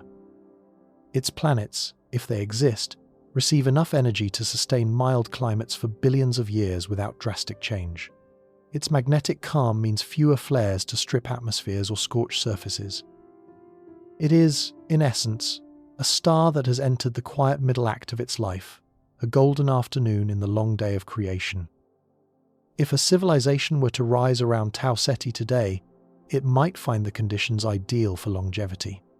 No devastating radiation bursts, no unpredictable cycles, no sudden collapses. Time would stretch, allowing progress to unfold at a measured pace. Technology, art, and memory could accumulate without fear of cosmic interruption. For such beings, the universe would feel steady, as if the cosmos itself were giving them permission to last. For humanity, Tau Ceti offers both comfort and warning. It reminds us that the sun, too, will endure, but not forever. Eventually, hydrogen will run low in its core. It will expand into a red giant, engulfing Mercury and Venus, perhaps brushing against the ruins of Earth. Afterward, it will collapse inward, shedding its outer layers into a luminous cloud, leaving behind a white dwarf, the ghostly echo of all that was once warm and bright. But that ending is far beyond our horizon, billions of years away. Between now and then, the sun will pass through an era much like Tau Ceti's, a long, stable calm where life could still thrive elsewhere, perhaps on Mars or the moons of Jupiter and Saturn. Our descendants, if they endure, might live beneath softer skies, bathed in light more golden than white. Looking at Tau Ceti is like glimpsing the sun's reflection in a cosmic mirror, not its past, but its destiny. It shows us that stars, like living things, grow old gracefully. They do not vanish abruptly but fade into gentleness, their warmth lingering long after their strength declines. And so, when we gaze at Tau Ceti's quiet glow, we are really seeing ourselves, not as we are, but as we will one day be. A civilization orbiting a calm and steady star, surrounded by memory, still alive beneath a fading but faithful light. Between these suns stretches a gulf so vast that even light, the fastest thing in existence, takes years to cross it. For now, our spacecraft drift like grains of dust, their signals fading into silence beyond Pluto's orbit. It's easy to think of the stars as close, scattered gems on a velvet sky, but the truth is staggering. The distance from the Sun to the nearest star, Proxima Centauri, is 40 trillion kilometers. If Earth were the size of a single grain of sand, that neighboring star would be another grain placed nearly 6,000 kilometers away. Between them, emptiness, not barren in the way a desert is barren, but profoundly, perfectly empty. This is the interstellar void, the true expanse between solar systems. Out there, sunlight dies quickly. Beyond the orbit of Neptune, the warmth of the sun weakens to almost nothing. A little farther still, and our solar system's boundary, the heliopause, marks the edge of our star's breath. Beyond it lies interstellar space, where the pressure of distant stars and the thin wash of galactic radiation begin to dominate.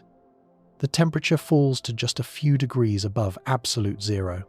Hydrogen atoms drift miles apart. There is no sound, no wind, no up or down, only the gentle hum of the galaxy itself. Into this infinite silence, humanity has already sent a few fragile messengers. The Voyager 1 and 2 spacecraft, launched in 1977, are now more than 20 billion kilometers from home, still whispering faintly across the void. Each carries a golden record, a time capsule etched with greetings, music, and images of life on Earth. Should they ever be found by another civilization, they will tell the story of who we were, the laughter of children, the roar of thunder, the heartbeat of a planet. These tiny travelers, powered by the slow decay of plutonium, will continue coasting for millions of years, crossing the gulf between stars long after humanity itself has evolved or disappeared. But traveling between stars is not just a test of distance, it's a test of time. Even if we could move at the speed of the fastest probes ever built, it would take tens of thousands of years to reach the nearest system. At light speed, the cosmic limit, a journey to Proxima Centauri, would still take 4.24 years. For the first time in our species' history, we have begun to understand just how vast truly is. Yet the emptiness is not lifeless. The interstellar medium, the thin gas and dust that fills the space between stars, glows faintly in radio and infrared light. It carries the fingerprints of long-dead stars, the ashes of supernovae, the carbon and oxygen that will one day seed new worlds. Even here, between suns, creation continues in its slowest, most delicate form. The atoms drifting between the stars today are the same ones that will build the next generation of planets, and perhaps the next generation of life. One day, our descendants may cross this void intentionally. They may travel aboard light-sail ships, driven by lasers or solar radiation, accelerating to a fraction of light speed. For them, the gulf between stars will not be empty, but alive, filled with navigation beacons, streams of communication, and the faint echo of humanity's reach expanding outward. For now, though, we are still learning to listen to the silence. Our signals travel outward at the speed of light, growing fainter with every billion kilometers, but still spreading, an invisible bubble of radio and thought expanding around the sun. Somewhere, at the edge of that bubble, Voyager's message still moves through the dark, carrying our voice to places no one has ever been. The journey between the stars has already begun, not with ships, but with light, with curiosity, with the whisper of possibility. Each signal we send, each telescope we turn outward, is a step across that vast ocean. And though it may take us millennia to cross it, the first step has already been taken. The Voyager probes, launched half a century ago, are now in interstellar space, carrying golden records of human sounds and dreams, a message in a bottle drifting toward the nearest stars. In 1977, 2 small spacecraft left Earth on a journey no one had ever attempted before. Their mission was simple but audacious: to explore the outer planets and, beyond them, the uncharted sea that lies between the stars. They were named Voyager 1 and Voyager 2, twin emissaries built of metal and patience, crafted by human hands at a time when computers filled entire rooms and cell phones were still science fiction. No one who built them expected they would still be traveling today. Yet, nearly 5 decades later, they continue their slow, graceful drift through the cosmic dark. Each Voyager carries with it a golden record, a phonograph disc made of copper, coated in gold, designed to endure for 1 billion years. Etched onto it are greetings in 55 human languages, music from Bach to Chuck Berry, and the sounds of life on Earth. Ocean waves, bird songs, a mother's heartbeat, the rustle of wind through trees. Encoded in the grooves are photographs of our planet, mountains, children, city lights, and DNA. The story of what it means to be alive on the third world from the sun. Carl Sagan, who helped design the record, called it a bottle cast into the cosmic ocean. It is, perhaps, the most human object ever made. Voyager 1 crossed into interstellar space in 2012 when it passed beyond the heliopause, the invisible boundary where the solar wind yields to the interstellar medium. Out there, the sun is only one star among many. Its influence faded, its voice reduced to a whisper. The probe now feels the pressure of distant stars more strongly than our own. The faint hum of plasma it detects is not the echo of home, but the vibration of the galaxy itself, a background song billions of years old. Its twin, Voyager 2, followed in 2018, taking a slightly different path through the edge of the heliosphere. Together, they have given humanity its first direct taste of what lies beyond the solar frontier. The first real glimpse of the space between the stars. Each continues to send faint radio signals back to Earth, traveling for over 20 hours before being caught by the giant dishes of NASA's Deep Space Network. The signals are weaker than a whisper, a mere fraction of a billionth of a watt, yet through that faint murmur, the Voyagers still speak. They have long since finished their primary mission. They have visited Jupiter and Saturn, Uranus and Neptune.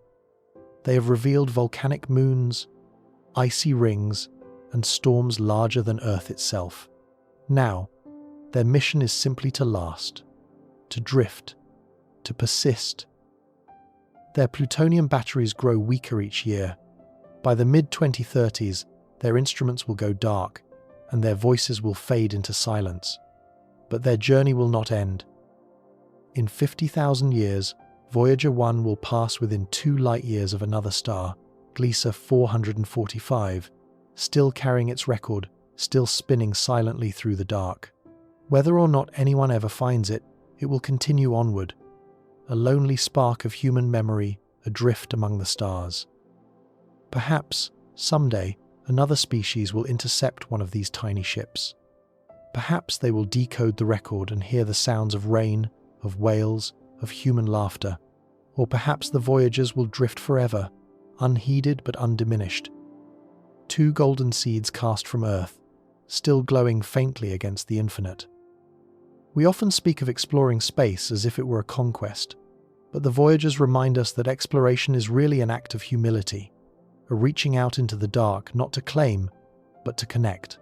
They are our quietest ambassadors, our most enduring story, still traveling beyond the reach of sunlight, carrying proof that once a small species looked up, wondered, and decided to say hello to the stars. Interstellar space isn't empty. It's filled with invisible hydrogen, magnetic currents, and the faint radiation left from the birth of the universe. A quiet sea through which our dreams must sail. Beyond the sun's fading influence, there lies a vastness that defies imagination. Not a void, but a delicate web of existence too thin for our senses to perceive. Here, atoms drift miles apart, each one a solitary wanderer in a sea of almost nothing. The space between stars may seem empty, yet it is alive with motion, energy, and history. It is the cosmic ocean, the silent medium through which light, gravity, and memory travel endlessly. This ocean is composed mainly of hydrogen, the simplest and most ancient element, the same substance that formed the first stars, the same fuel that burns in our sun today. Every cubic meter of interstellar space may hold only a handful of atoms. Yet, across the galaxy, those atoms add up to an invisible tide that shapes everything we see. They drift and gather in enormous clouds, some stretching for light years, and when gravity finally pulls them together, new stars are born. In that sense, interstellar space is not a void, but a nursery. Threaded through this ocean are magnetic fields, faint but constant, woven by the rotation of galaxies and the motion of charged particles. These invisible filaments act like currents beneath a sea's surface, guiding cosmic rays and shaping the flow of plasma that moves between the stars. Sometimes, these fields ripple and twist, like waves colliding in deep water. And when a supernova erupts, the death cry of a massive star, it sends shockwaves through the medium, stirring it anew, enriching it with heavy elements that will one day become the seeds of worlds. Drifting across all of this is the faintest light of all, the cosmic microwave background radiation, the afterglow of the Big Bang. It is the oldest light in existence, a ghostly warmth left over from when the universe was young and dense and bright. To our instruments, it is a whisper of heat, just a few degrees above absolute zero, but it fills every corner of the sky. It is, quite literally, the echo of creation, the hum that never stopped. When the Voyager probes crossed into interstellar space, their instruments detected a subtle change. The sun's influence gave way to the soft pressure of this galactic medium. For the first time, we could sense the touch of that cosmic ocean directly, not through theory, but through data, through sound. Scientists even converted the plasma waves Voyager recorded into audio. When played back, it sounds like the sigh of wind across a frozen shore, a soft, fluctuating hiss, eerie and beautiful. That is the voice of interstellar space. And though it is nearly empty, this space holds stories older than any planet. Every particle carries with it the history of the stars that forged it, the forces that shaped it, and the long, slow drift of time itself. Hydrogen that once burned in a supernova might now float quietly between constellations, waiting to be reborn. Iron from the core of a long-dead sun may one day form the blood of a living creature. Even across trillions of kilometers, nothing is ever truly lost, only transformed. To imagine traveling through this cosmic ocean is to picture a journey not of light and color, but of silence and endurance. No waves crash, no breeze blows, only the faint hum of charged particles brushing against a ship's magnetic field. A journey through interstellar space would be the ultimate meditation. Infinite stillness, infinite distance, infinite time. And yet, this is the ocean we are already adrift in. Our sun, our planets, our spacecraft, all sail quietly through this galactic sea, orbiting the center of the Milky Way once every 230 million years. We are passengers aboard a moving vessel, gliding through the dark on tides of magnetism and memory. The cosmos is not empty. It is a deep, invisible ocean, and every light we see in the night sky is a distant shore. If humanity ever builds an interstellar ship, Alpha Centauri will be its first stop, the next shore across the cosmic ocean, reachable perhaps within a human lifetime by light sail craft riding beams of pure energy.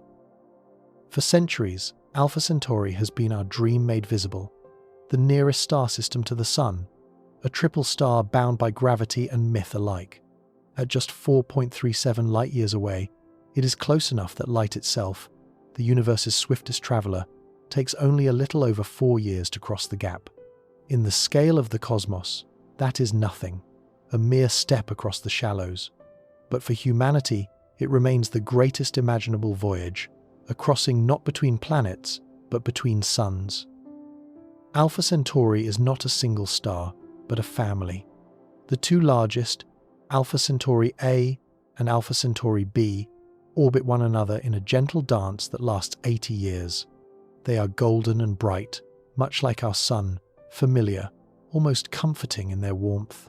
Nearby, a third companion drifts, Proxima Centauri, a faint red dwarf so small and dim that it wasn't discovered until 1915.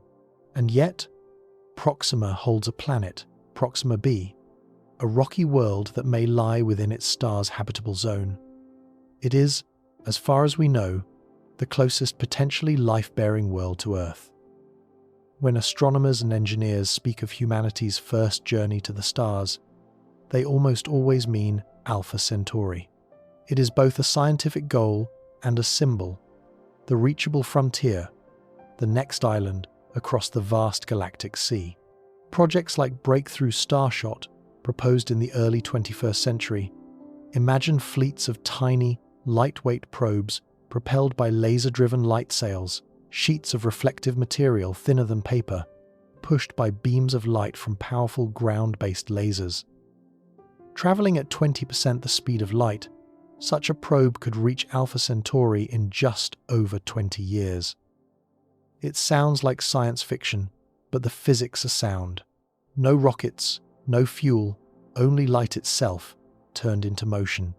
Each probe would carry miniature cameras, sensors, and transmitters no larger than a smartphone chip, capable of photographing alien worlds and sending their data back to Earth. They would be the first true interstellar travelers, not much larger than a butterfly, yet able to cross the void between suns. Imagine that moment, a signal returning to Earth from Alpha Centauri. Faint, delayed by over 4 years, but unmistakable, humanity's first look at another star's planets up close. Perhaps the images would reveal oceans, continents, clouds glowing in twilight. Or perhaps they would show barren rock, lifeless but beautiful in its desolation. Either way, the meaning would be profound. For the first time, we would no longer be a solar species, but a galactic one. The journey itself would be as poetic as it is scientific. Picture a fleet of light sails, bright as stars, unfurling above Earth's atmosphere and catching the push of photon winds.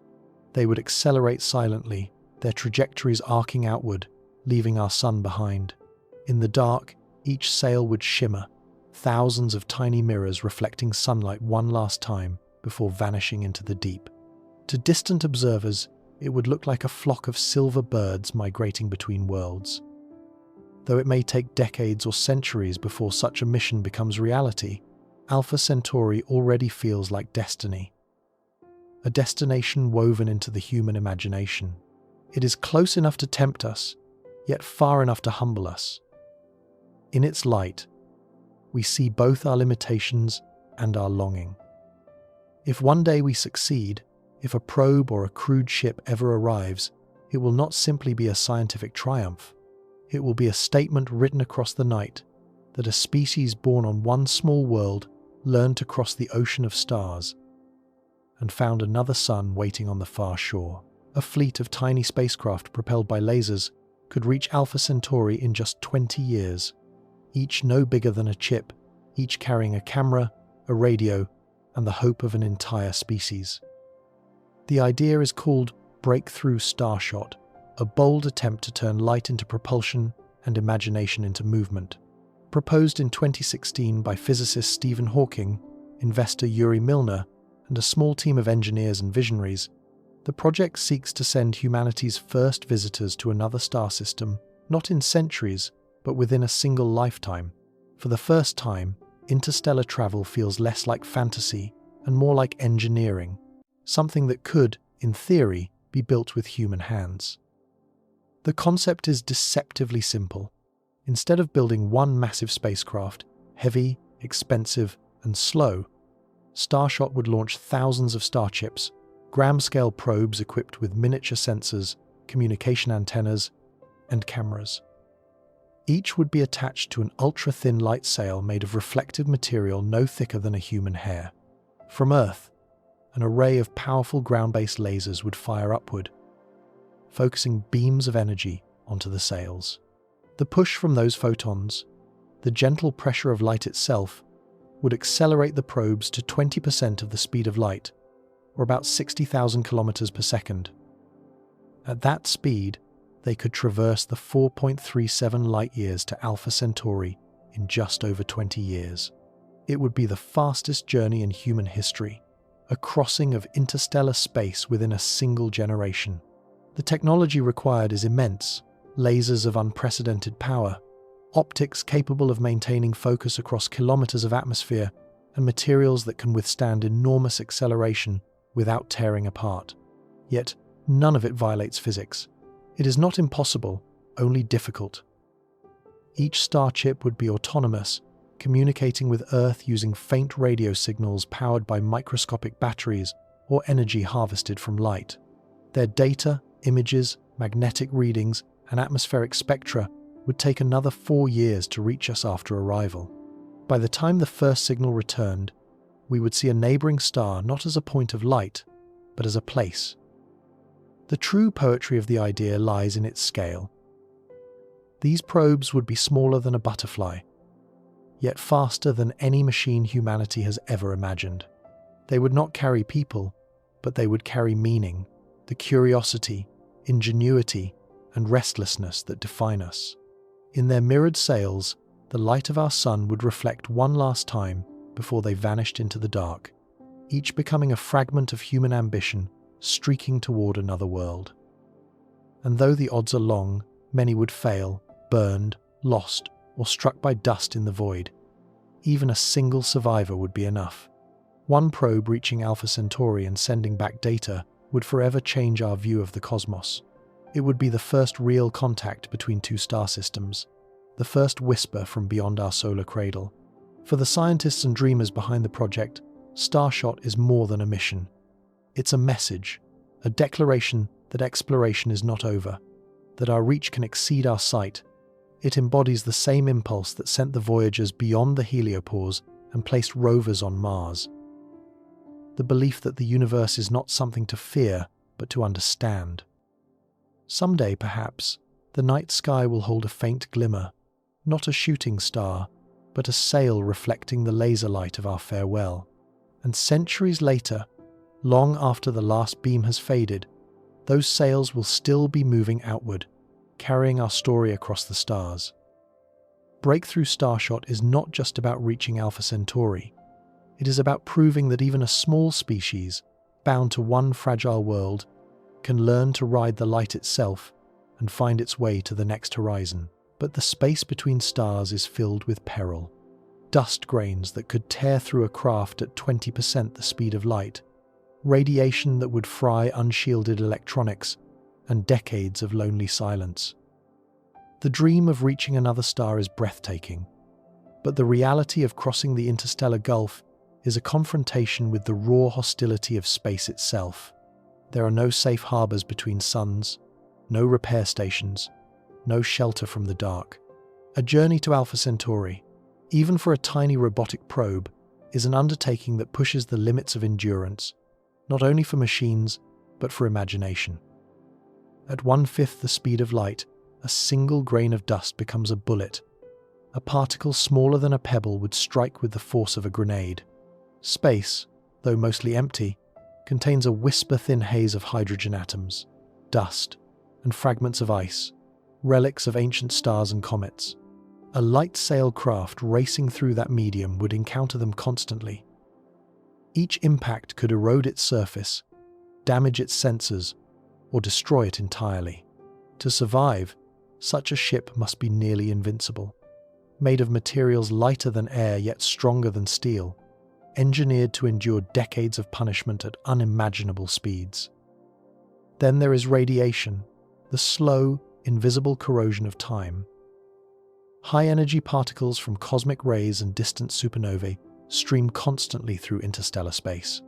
They can scramble circuits, degrade memory, and gradually erode the structure of even the most advanced materials. On Earth, our magnetic field protects us. Beyond the heliosphere, there is no such shield. The probes of the future will have to be clever, designed with redundant systems, self-healing code, and hardware that can absorb damage and adapt. Communication, too, becomes a formidable challenge. At such distances, radio signals weaken until they are almost indistinguishable from background noise. A probe traveling to Alpha Centauri would need a transmitter precise enough to send information across trillions of kilometers and a receiver back on Earth sensitive enough to catch whispers from the edge of eternity. Each message would take over 4 years to arrive, a delay that makes conversation impossible. The craft would have to think for itself, navigating and operating autonomously, guided only by the faint memory of human command. And then there is time, the cruelest adversary of all. 20 years of flight, followed by 4 more for the signal to return. Engineers who designed the mission might never live to see its results. Generations may pass before the dream bears fruit. The voyage demands not only technology, but faith. Faith that curiosity can outlast mortality, that the future will still care about the questions we ask today. Even the act of aiming the ship is fraught with complexity. The stars themselves move. By the time the craft arrives, Alpha Centauri will have drifted slightly from its current position. The sail must be guided with unimaginable precision, accounting for gravitational nudges, radiation pressure, and the faint pull of passing dust clouds. A deviation of even a fraction of a degree could mean missing the target by billions of kilometers. And yet, despite all these dangers, the idea persists, because it must. Every great voyage in human history began as an act of defiance against distance and fear. The ocean that separated continents once seemed endless too. Now we cross it in hours. The vacuum between stars is simply the next horizon, larger, lonelier, but no less worth exploring. For the Starshot craft, survival may not mean immortality. Many will perish. But even failure would teach us something. Each impact, each signal, each silence would be data, a new piece of the map we're still drawing through the dark. The first voyage between the stars will not be easy, but it will not be forgotten. Because to travel between suns is to prove that light itself can be harnessed, that dreams, no matter how fragile, can survive the void. The challenge is immense, but so is the reward. The first human-made object to touch another star's light, and in doing so, to carry the human story farther than it has ever gone before. To travel to the stars, we must learn the patience of light itself, to move slowly, steadily, and without hurry, knowing that time means little against eternity. Light leaves its home without hesitation.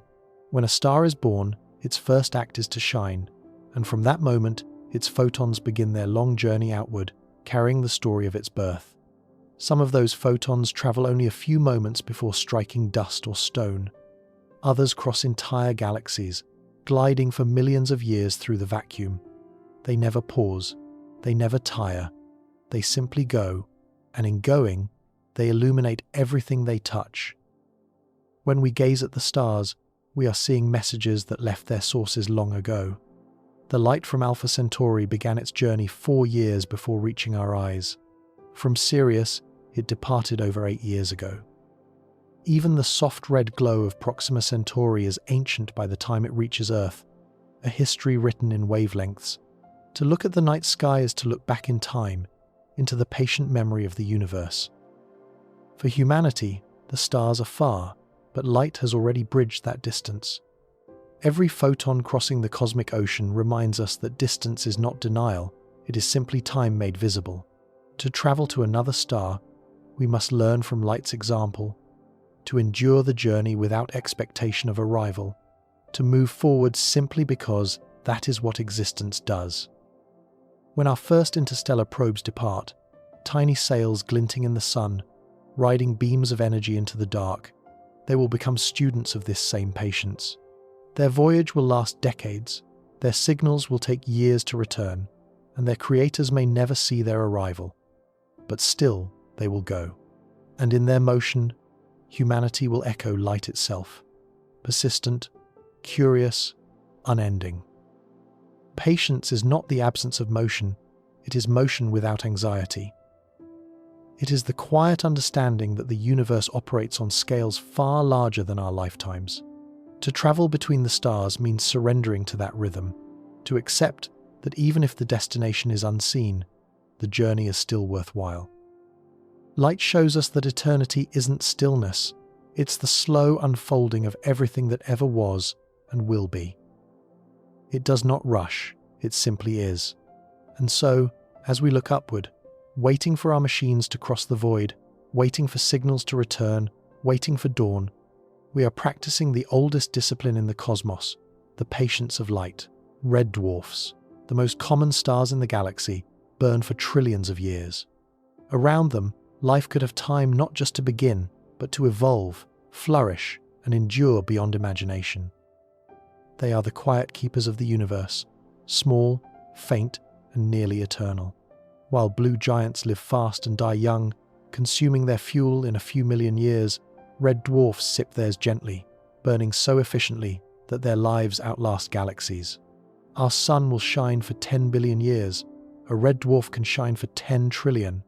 Long after our world is dust, their dim red light will still burn, the last candles in a dying cosmos. Their surfaces glow no brighter than a smouldering ember, their light soft and steady. Many are so faint that they're invisible to the naked eye, even though they surround us in every direction. If you could drift through the galaxy, most of the stars you'd pass would be red dwarfs, silent beacons in a deep crimson sea. Around these quiet suns, planets circle close, warmed by their gentle glow. To stand on such a world would be to live under a permanent sunset, skies the color of wine, landscapes bathed in slow light. The days would last forever, or not at all. Many such planets are tidally locked, one side forever facing the star while the other lies in eternal darkness.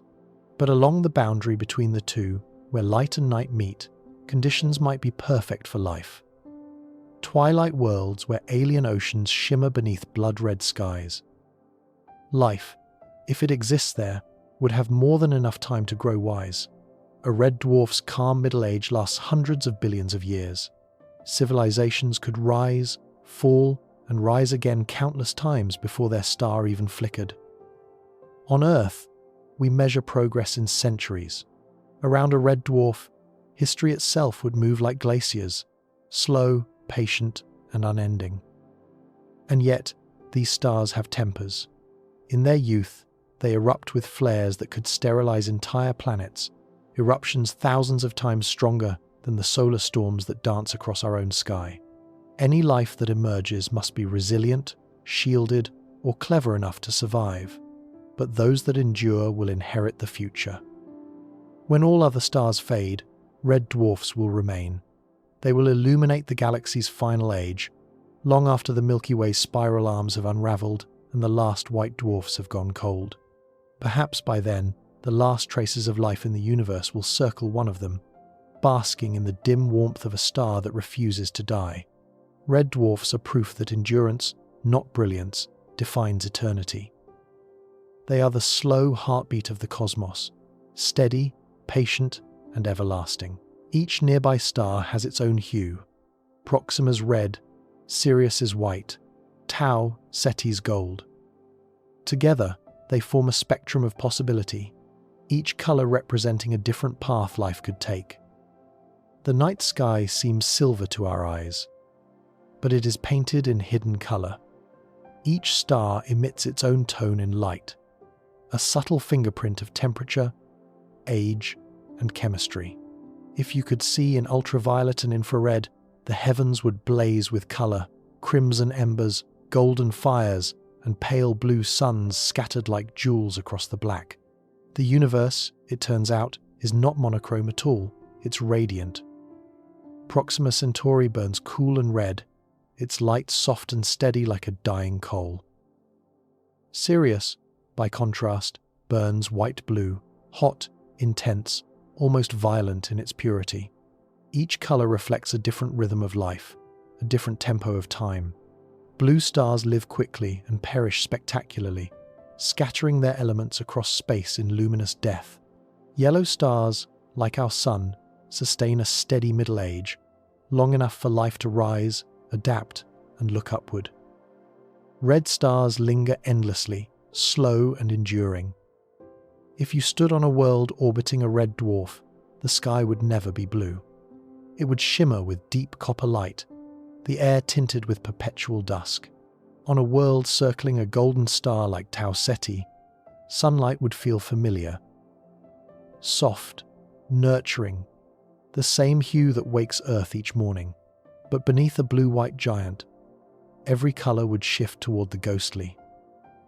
Skies sharp and electric, oceans glowing with strange vibrancy, shadows etched like crystal. Each hue is more than beauty, it's a language. From color alone, astronomers can tell how old a star is, how hot it burns, and what elements compose it. The spectrum of starlight is the universe speaking in code, hydrogen whispering red, helium glowing yellow, oxygen painting blue. To decode it is to read the autobiography of creation. And beyond the science lies poetry. When we look at the stars and notice their differences, we are seeing diversity written in light. Each one is unique, yet together they form the harmony of the galaxy, a cosmic rainbow stretching across infinity. Somewhere among those colors, life is watching too. Perhaps beneath a pale red sun, or a golden dawn, or a cold white glare, other beings are studying their skies, wondering, as we do, whether the colors they see are also the colors of home. For every planet we've discovered, there may be hundreds we've missed, veiled by glare, distance, or darkness. The universe hides more than it reveals. We live in a golden age of discovery, and yet we've barely begun to glimpse what's truly out there. Thousands of exoplanets have been confirmed, some gas giants, some rocky and small, some wandering alone through space. But the number we've found is a whisper compared to the number that exist. For every world we can see, countless others drift unseen, orbiting faint stars, cloaked in shadow, or too far away for our telescopes to detect. The techniques we use, transits, wobbles, shadows, are like listening through a wall. We hear only hints of the music. A dip in brightness may mean a planet crossing its star. A subtle shift in color may hint at clouds or oceans, but the rest remains invisible, waiting for instruments that have not yet been built. It's estimated that in the Milky Way alone, there may be 100 billion planets, and perhaps billions that could host life. Some orbit stars we know by name, Tau Ceti, Epsilon Eridani, Proxima Centauri, while others circle suns so faint and distant we may never even catalogue them. And beyond the reach of starlight are the rogue planets, worlds torn from their orbits and cast adrift in the dark, wandering between stars like cosmic exiles. Each of these unseen worlds carries possibilities. Some may be barren deserts, others may glow with bioluminescent seas beneath icy crusts. Some may hold intelligent life that has never looked toward the stars, or has long since stopped. The silence of the universe does not mean emptiness, only that its voices are faint, its distance is immense. As technology advances, the veil will lift. New telescopes will soon be able to detect the chemistry of alien atmospheres. Oxygen, methane, water vapor, the chemical signatures of life. We will peer into the dim halos around nearby suns and see the silhouettes of planets we once only imagined. And perhaps the greatest discovery will not be that we are alone, or that we are not, but that the universe was always richer than we could comprehend. For now, we look into the dark and wonder. Somewhere out there, a planet waits, unseen, unmeasured, unnamed, circling quietly in the shadow of its star. Its light has not yet reached us, but it will. The cosmos hides, but only for a while. Everything, in time, reveals itself to those who keep looking. From Hubble to Webb, our telescopes are like eyes opening wider with each generation, peeling back layers of cosmic fog to reveal the delicate machinery of creation. Humanity has always gazed upward, but for most of our history, the sky was a mystery written in light we could not truly read. The first telescopes, crafted from glass and wood, gave us a glimpse, a moon scarred by craters, the swirling storms of Jupiter, the faint shimmer of distant nebulae. But what began as curiosity soon became revelation. Each new generation of instruments widened our vision, turning the night sky from a canvas of dots into a living, breathing structure. Then came the Hubble Space Telescope, our first great eye above the atmosphere, launched in 1990 and placed in orbit far from the blur of Earth's air. When its first images arrived, humanity saw the universe as it truly was, not flat and still, but vast, textured, and alive. Hubble's mirrors revealed galaxies like coral reefs of light, stretching to the edge of time. It saw stars being born in veils of gas, black holes warping the fabric of space, and ancient light that had traveled billions of years to meet our gaze. For the first time, we could see the universe in its youth. But Hubble was only the beginning. In 2021, we sent its successor, the James Webb Space Telescope, farther still, 1 million miles from Earth, where sunlight and shadow could be balanced in perfect stillness. Webb sees not invisible light, but in infrared, allowing it to peer through cosmic dust, the same dust that hides newborn stars and the earliest galaxies. Its mirrors, golden and precise, can detect the faint heat of planets orbiting other suns. It can read the chemistry of alien atmospheres, searching for the fingerprints of life in the glow of distant worlds. Through Webb, the cosmos is no longer just a spectacle, it's a conversation. Each photon Webb collects is a story, a fragment of energy that left its source before humanity existed, now captured and decoded by the descendants of stardust.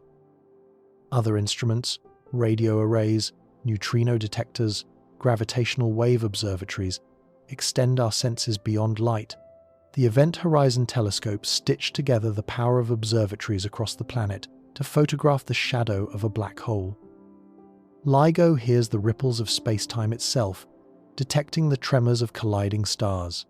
Together, they form a new kind of perception, a multisensory awareness that stretches our understanding of what seeing really means. With each new tool, the fog thins. The universe grows not smaller, but sharper. The galaxies we once thought unreachable now seem almost intimate, their light whispering to us across billions of years. We are learning to see not just farther, but deeper into the structure of reality, into the echoes of beginnings. And yet, the most beautiful truth is this: every telescope, every detector, every equation is an extension of the same thing, the human eye. We are creatures who evolved to see by firelight, now using mirrors of gold to glimpse eternity. When we look through these instruments, we are not just observing the cosmos.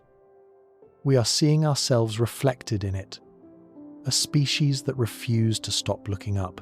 Even now, astronomers decode faint variations in light curves, tiny dips that could mean a planet, a moon, or perhaps something we don't yet have words for.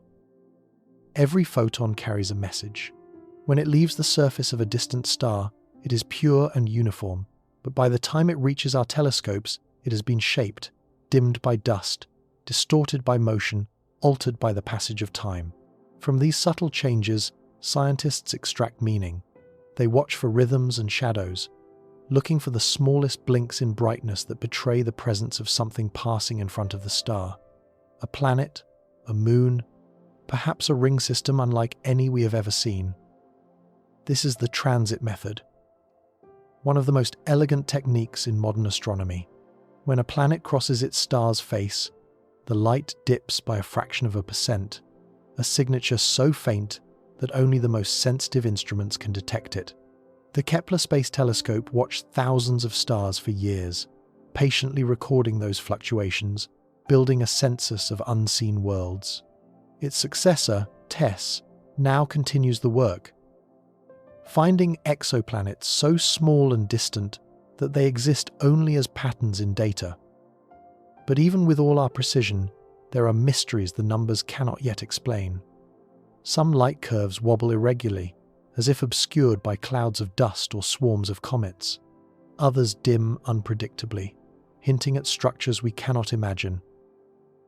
Vast rings, broken planets, or perhaps phenomena that defy our categories entirely.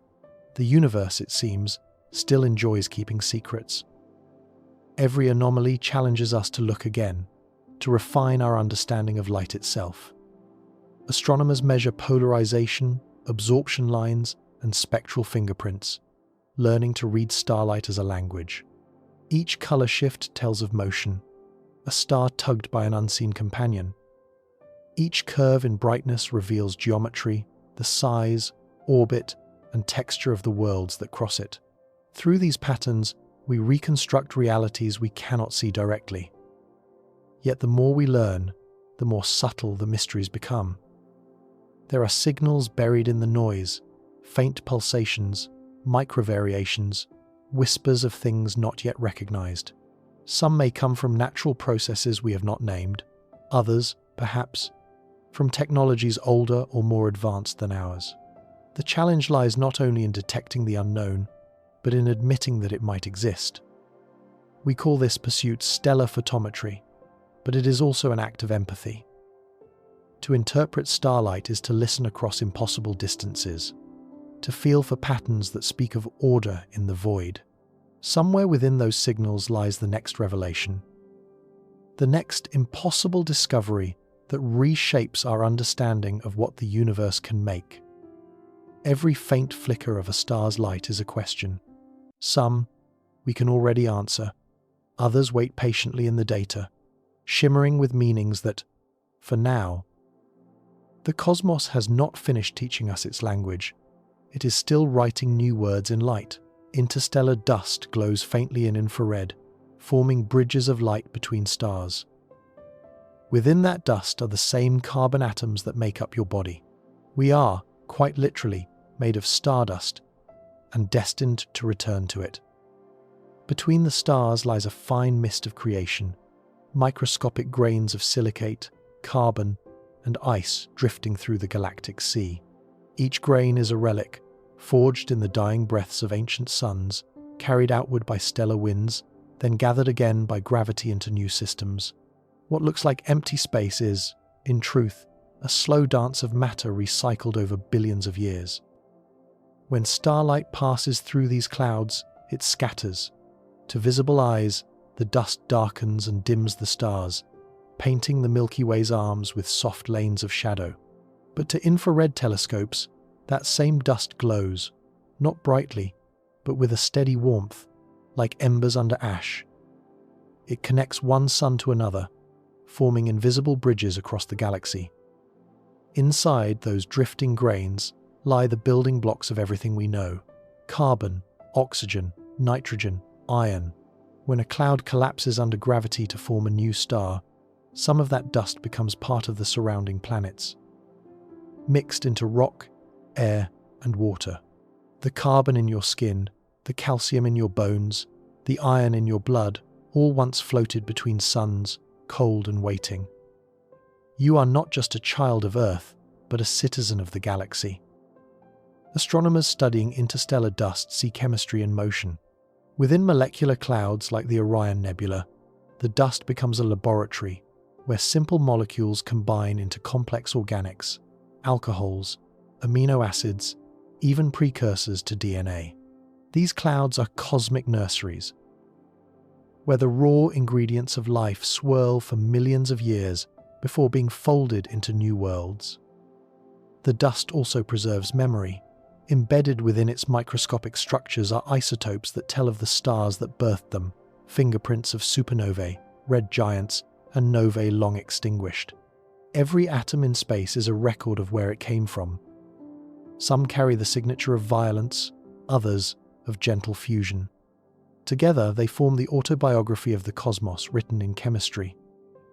In time, the same process that created us will reclaim us. When our sun reaches the end of its life, it will shed its outer layers into space, releasing carbon, oxygen, and silicon back into the interstellar medium. Those elements will drift outward, perhaps to join a nebula that will one day give birth to another star. Around that star, another world will form, and somewhere on that world, life may look up and wonder where it came from. We are stardust remembering itself. Every breath we take, every heartbeat, every word spoken is the universe thinking, moving, and briefly becoming aware of its own substance. The dust between suns is not distant. It is us, waiting to be reborn. Someday, ships bearing human eyes will cross the interstellar dark. They will see the sun shrink to a pale dot and watch new constellations rise around alien skies. For now, our machines are the pioneers, voyagers, pioneers, and probes that whisper through the dark. Whether on generation ships, suspended in cryosleep, or translated into digital form, the dream that began with telescopes will end with footsteps on alien ground. The journey will not be quick. Even at a fraction of light speed, the voyage to Alpha Centauri would last decades. Ships will need to become worlds unto themselves, ecosystems, societies, and histories sealed within metal hulls. Children will be born who have never seen Earth. Their ancestors will be memories stored in archives, their skies lit not by a sun, but by the glow of engines. Yet within that isolation, there will also be wonder. Imagine standing at a viewing window halfway between stars. The sun is now just a spark behind you, and ahead, A faint double gleam marks the Centauri system. Around you stretches a silence so deep it feels alive. The hum of cosmic radiation, the faint whisper of your ship's magnetic field interacting with the void. Every direction is eternity. As the ship approaches a new star, the constellations themselves will change. Familiar patterns will warp and dissolve. Orion will stretch apart, the Big Dipper will scatter. The night sky, once a fixed map, will become a shifting sea of light. New constellations will form, strange, asymmetric, yet no less beautiful. For the first time, humans will see the galaxy not from the shore, but from its waters. They will also bring Earth with them. The laughter of languages, the memory of oceans, seeds of plants, music encoded in data. Every traveler will carry a piece of home inside them, a reminder that the universe has already known us through our curiosity. And when they step onto new soil, beneath another sun, it will not just be a scientific milestone, it will be a continuation of evolution itself. Life, having learned to walk on one planet, will have taken its next step outward. Perhaps those first travelers will never return, but their stories will. Light takes years to travel, but stories, encoded in signals and transmissions, will make the return voyage, whispering to a waiting Earth that humanity has become what it was always meant to be, a species of travelers. And somewhere, perhaps on a quiet night, someone will look up at the faint star of the Centauri system and realize, we made it. Imagine standing on the surface of a world around Proxima or Tau Ceti, watching a sunrise under a foreign star. The air might glow differently, but it would still feel like morning. The sky would not be blue. Under a red dwarf like Proxima Centauri, dawn would spill across the horizon in deep amber and violet, washing alien oceans in the glow of perpetual twilight. Shadows would stretch long and soft. Beneath it, winds would move slowly, carrying the scent of unfamiliar air across a world that knows no night as we do. On a planet orbiting Tau Ceti, the experience would be gentler. Its sunlight would resemble Earth's, only slightly dimmer, more golden, a constant reminder that you are both home and not. The terrain might be rocky, the sky a pale bronze. The first rays of morning would catch on the surface of distant seas, scattering in colors we have no names for. And you, standing there, would see your own shadow stretch across alien soil. You would hear the hum of your suit, the soft crackle of dust beneath your boots, and the heartbeat that has carried humanity across the stars. You would look upward and search for the faint glimmer of the sun, now just another star among billions, and realize you have become the story you once only told. The first dawn on another world would not be loud or triumphant. It would be quiet. The crew would watch in silence as light crept across the land. Cameras would record, instruments would hum, and for a brief moment, no one would speak. Because in that golden stillness, every sunrise that ever graced Earth would seem to echo, each one leading to this. Morning, it turns out, feels universal. The warmth, the slow unveiling of the world, the invitation to begin again. It transcends planets, atmospheres, and biology. It is a pattern older than humanity, written into the behavior of light itself. Wherever there is a star, there will be dawn. Perhaps, someday, generations born beneath alien suns will wake to their own mornings, children running beneath skies the color of rose and copper, never having known Earth yet somehow carrying its memory within them. And they will call it simply sunrise, never knowing how miraculous those syllables once sounded to us. The first light of another dawn will not just illuminate a world, it will illuminate what it means to be alive, to stand beneath the light of a star and feel, across infinite space, that you still belong to it. When humans finally settle among nearby stars, Earth's constellations will dissolve. New ones will form, drawn from the light of suns that were once just points in our sky. Our ancestors looked upward and drew meaning from patterns. Hunters, heroes, gods, and myths The constellations were stories etched in fire. But those patterns depend on perspective. Shift your view by a few light years, and the familiar shapes fall apart. The Hunter becomes a scatter of specks, the Dipper, a random spray of stars. From another star system, the sky would be entirely unfamiliar, as if someone had rewritten the language of light. One day, humanity will live under many skies. Colonies orbiting Proxima, Ceti, or Epsilon Eridani will each inherit a new night, their constellations different, their myths reborn. A child born beneath Alpha Centauri will not see Orion. Instead, she might trace new patterns between local suns, perhaps a constellation shaped like Earth itself, a symbol of origin shining faintly on the horizon. As we scatter through the galaxy, the idea of a single shared sky will fade, replaced by countless perspectives. Each colony, each civilization, will draw its own map of meaning from the stars around it. And yet, in those new constellations, Earth will always appear, if not in shape, then in spirit. Somewhere, on every world we inhabit, there will be a star-marked soul, the way we once marked the pole star, the place we came from, the light that started it all. Astronomers will create new charts, but poets will create new names. The constellations of tomorrow may depict ships and telescopes instead of heroes and beasts.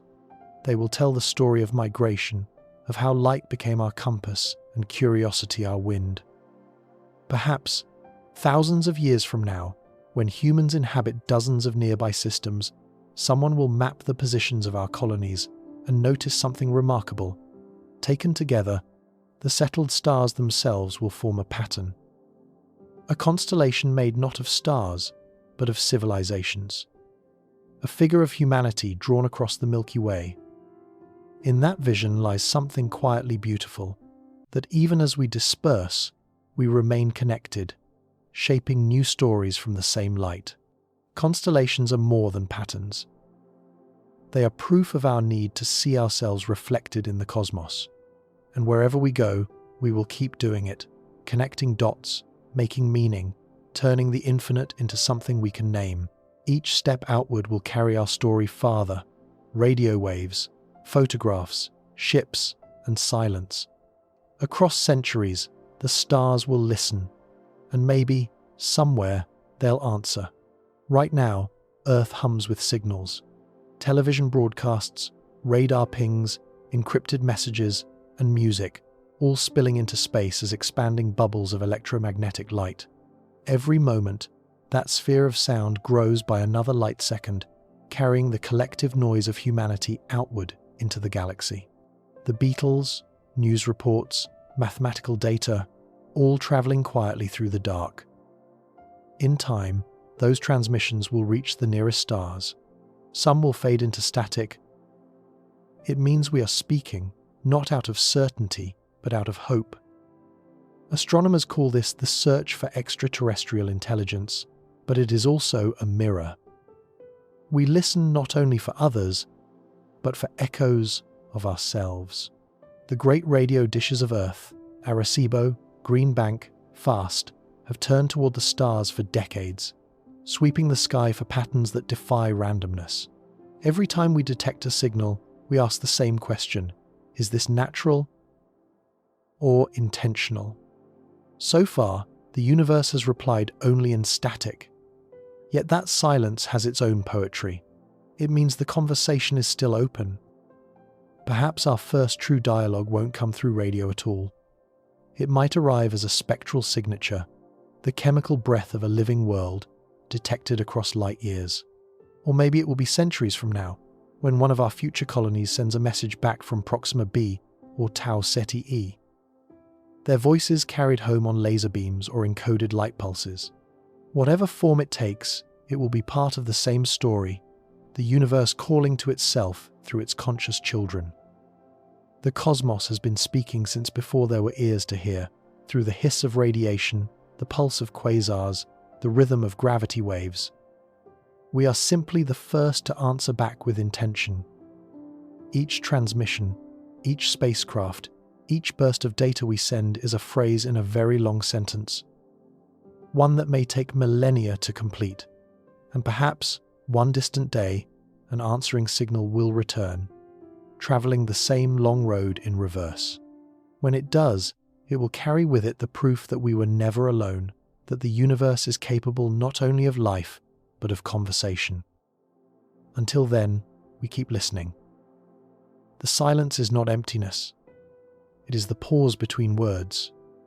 Somewhere out there, the stars are waiting for their turn to speak. One day, there will be no here or there, only a vast connected ocean of light, where humanity lives among the stars that once seemed unreachable. The journey will not end in arrival, but in belonging. Every voyage we've imagined, from the first sails on Earth's oceans to the first probes crossing the edge of the solar wind, has carried within it a quiet truth. We travel not just to reach new places, but to expand the definition of home. The same will be true when our ships finally drift between suns. When we settle among the nearby stars, we will not be visitors anymore. We will be part of the landscape of the galaxy, one constellation among many, a network of light stitched into the Milky Way's living fabric. In that future, Earth will remain the cradle, but not the center. From Alpha Centauri to Tau Ceti, from Epsilon Eridani to the faint glow of Wolf 359, our descendants will scatter like seeds, each colony a new reflection of what humanity can become. Messages will take years to cross between systems, yet every transmission will still begin with the same word: home. The definition will have grown, but the feeling will not have changed. Travelers aboard interstellar ships will learn to navigate not just distance, but time. Journeys between worlds will span decades, communication will stretch across generations.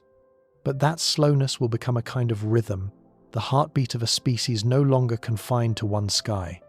Each world will develop its own stories, its own night songs, its own way of watching the dawn, and when they look towards Sol, their ancestral sun, they will know that its light still shines upon them all. There will be no single capital of humanity, no single point from which everything radiates. Instead, there will be a constellation of cultures, connected by data, memory, and love, scattered across the light years like campfires in the dark.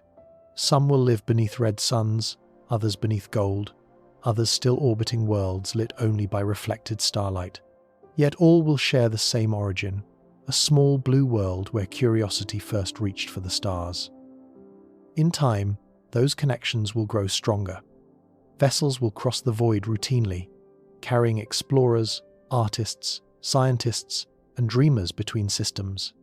Trade will flow not in material wealth, but in ideas, the art of one world inspiring the inventions of another. Communication will no longer be limited to radio or light. Perhaps it will occur through quantum entanglement or consciousness itself, linking minds across light years. The stars will no longer be barriers, but bridges. And when our descendants stand on alien ground, perhaps beneath the crimson glow of Proxima Centauri or the gentle gold of Tau Ceti, they will no longer feel like outsiders. They will look up and see not an alien sky, but a familiar one, filled with the same constellations reimagined. The stars will be both map and memory, both destination and home. The universe will not feel vast anymore. It will feel intimate, a shared neighborhood, alive with human light. The story that began in one solar system will continue across thousands, and the dream of belonging to the stars will finally be realized. Not through conquest or escape, but through understanding, through the quiet realization that we were never truly apart from the cosmos. We have always been of it, born from its dust, sustained by its light. The journey between the stars was never about leaving home. It was about remembering how wide home truly is. We drift now to the edge of the story, where facts soften into feeling and the map of the nearest stars becomes a lullaby for the imagination. We began by listening to light, photons that left distant suns before our grandparents were born, and followed them like whispers across the dark. We visited the quiet red glow of Proxima, imagined the locked dawn of a nearby world, and stood beneath the twin warmth of Alpha Centauri. We watched the ancient wanderer Barnard's star, felt the hush of brown dwarfs like Luhman 16, and learned that even the faintest suns can hold secret oceans and strange weather. We remembered the voyagers, tiny ambassadors carrying our voices outward, and dreamed of laser-driven sails racing toward a new horizon. We lingered with telescopes that peer farther, instruments that read the chemistry of air around distant planets, and a future in which the galaxy is no longer a silent backdrop, but a crowded neighborhood of living worlds. If tonight you feel small, let that smallness be a kind of relief. To be part of this vast story is also to be part of something generous and rare. A planet that hosts life, a mind that asks questions, and hands that build tools to answer them. Gratitude is the quiet engine of exploration, for the warmth of our own sun, for the cleverness that sends instruments into the dark, for the people who stayed up late to calibrate a mirror or trace a faint signal. These are the small lights that make the universe hospitable to wonder. Now, as you breathe slowly and the world grows hushed, let the stars settle into your thoughts like distant campfires. Imagine the soft red of a Proxima dawn, the steady gold of Tau Ceti, the gentle motion of a ship coasting between constellations. Your body can be still, your mind may wander, but it will be safe among these images. Sleep as if you are already among the stars, cradled by gravity, warmed by quiet suns, watched over by the orbiting machines and curious hearts that will one day bring us home. Good night.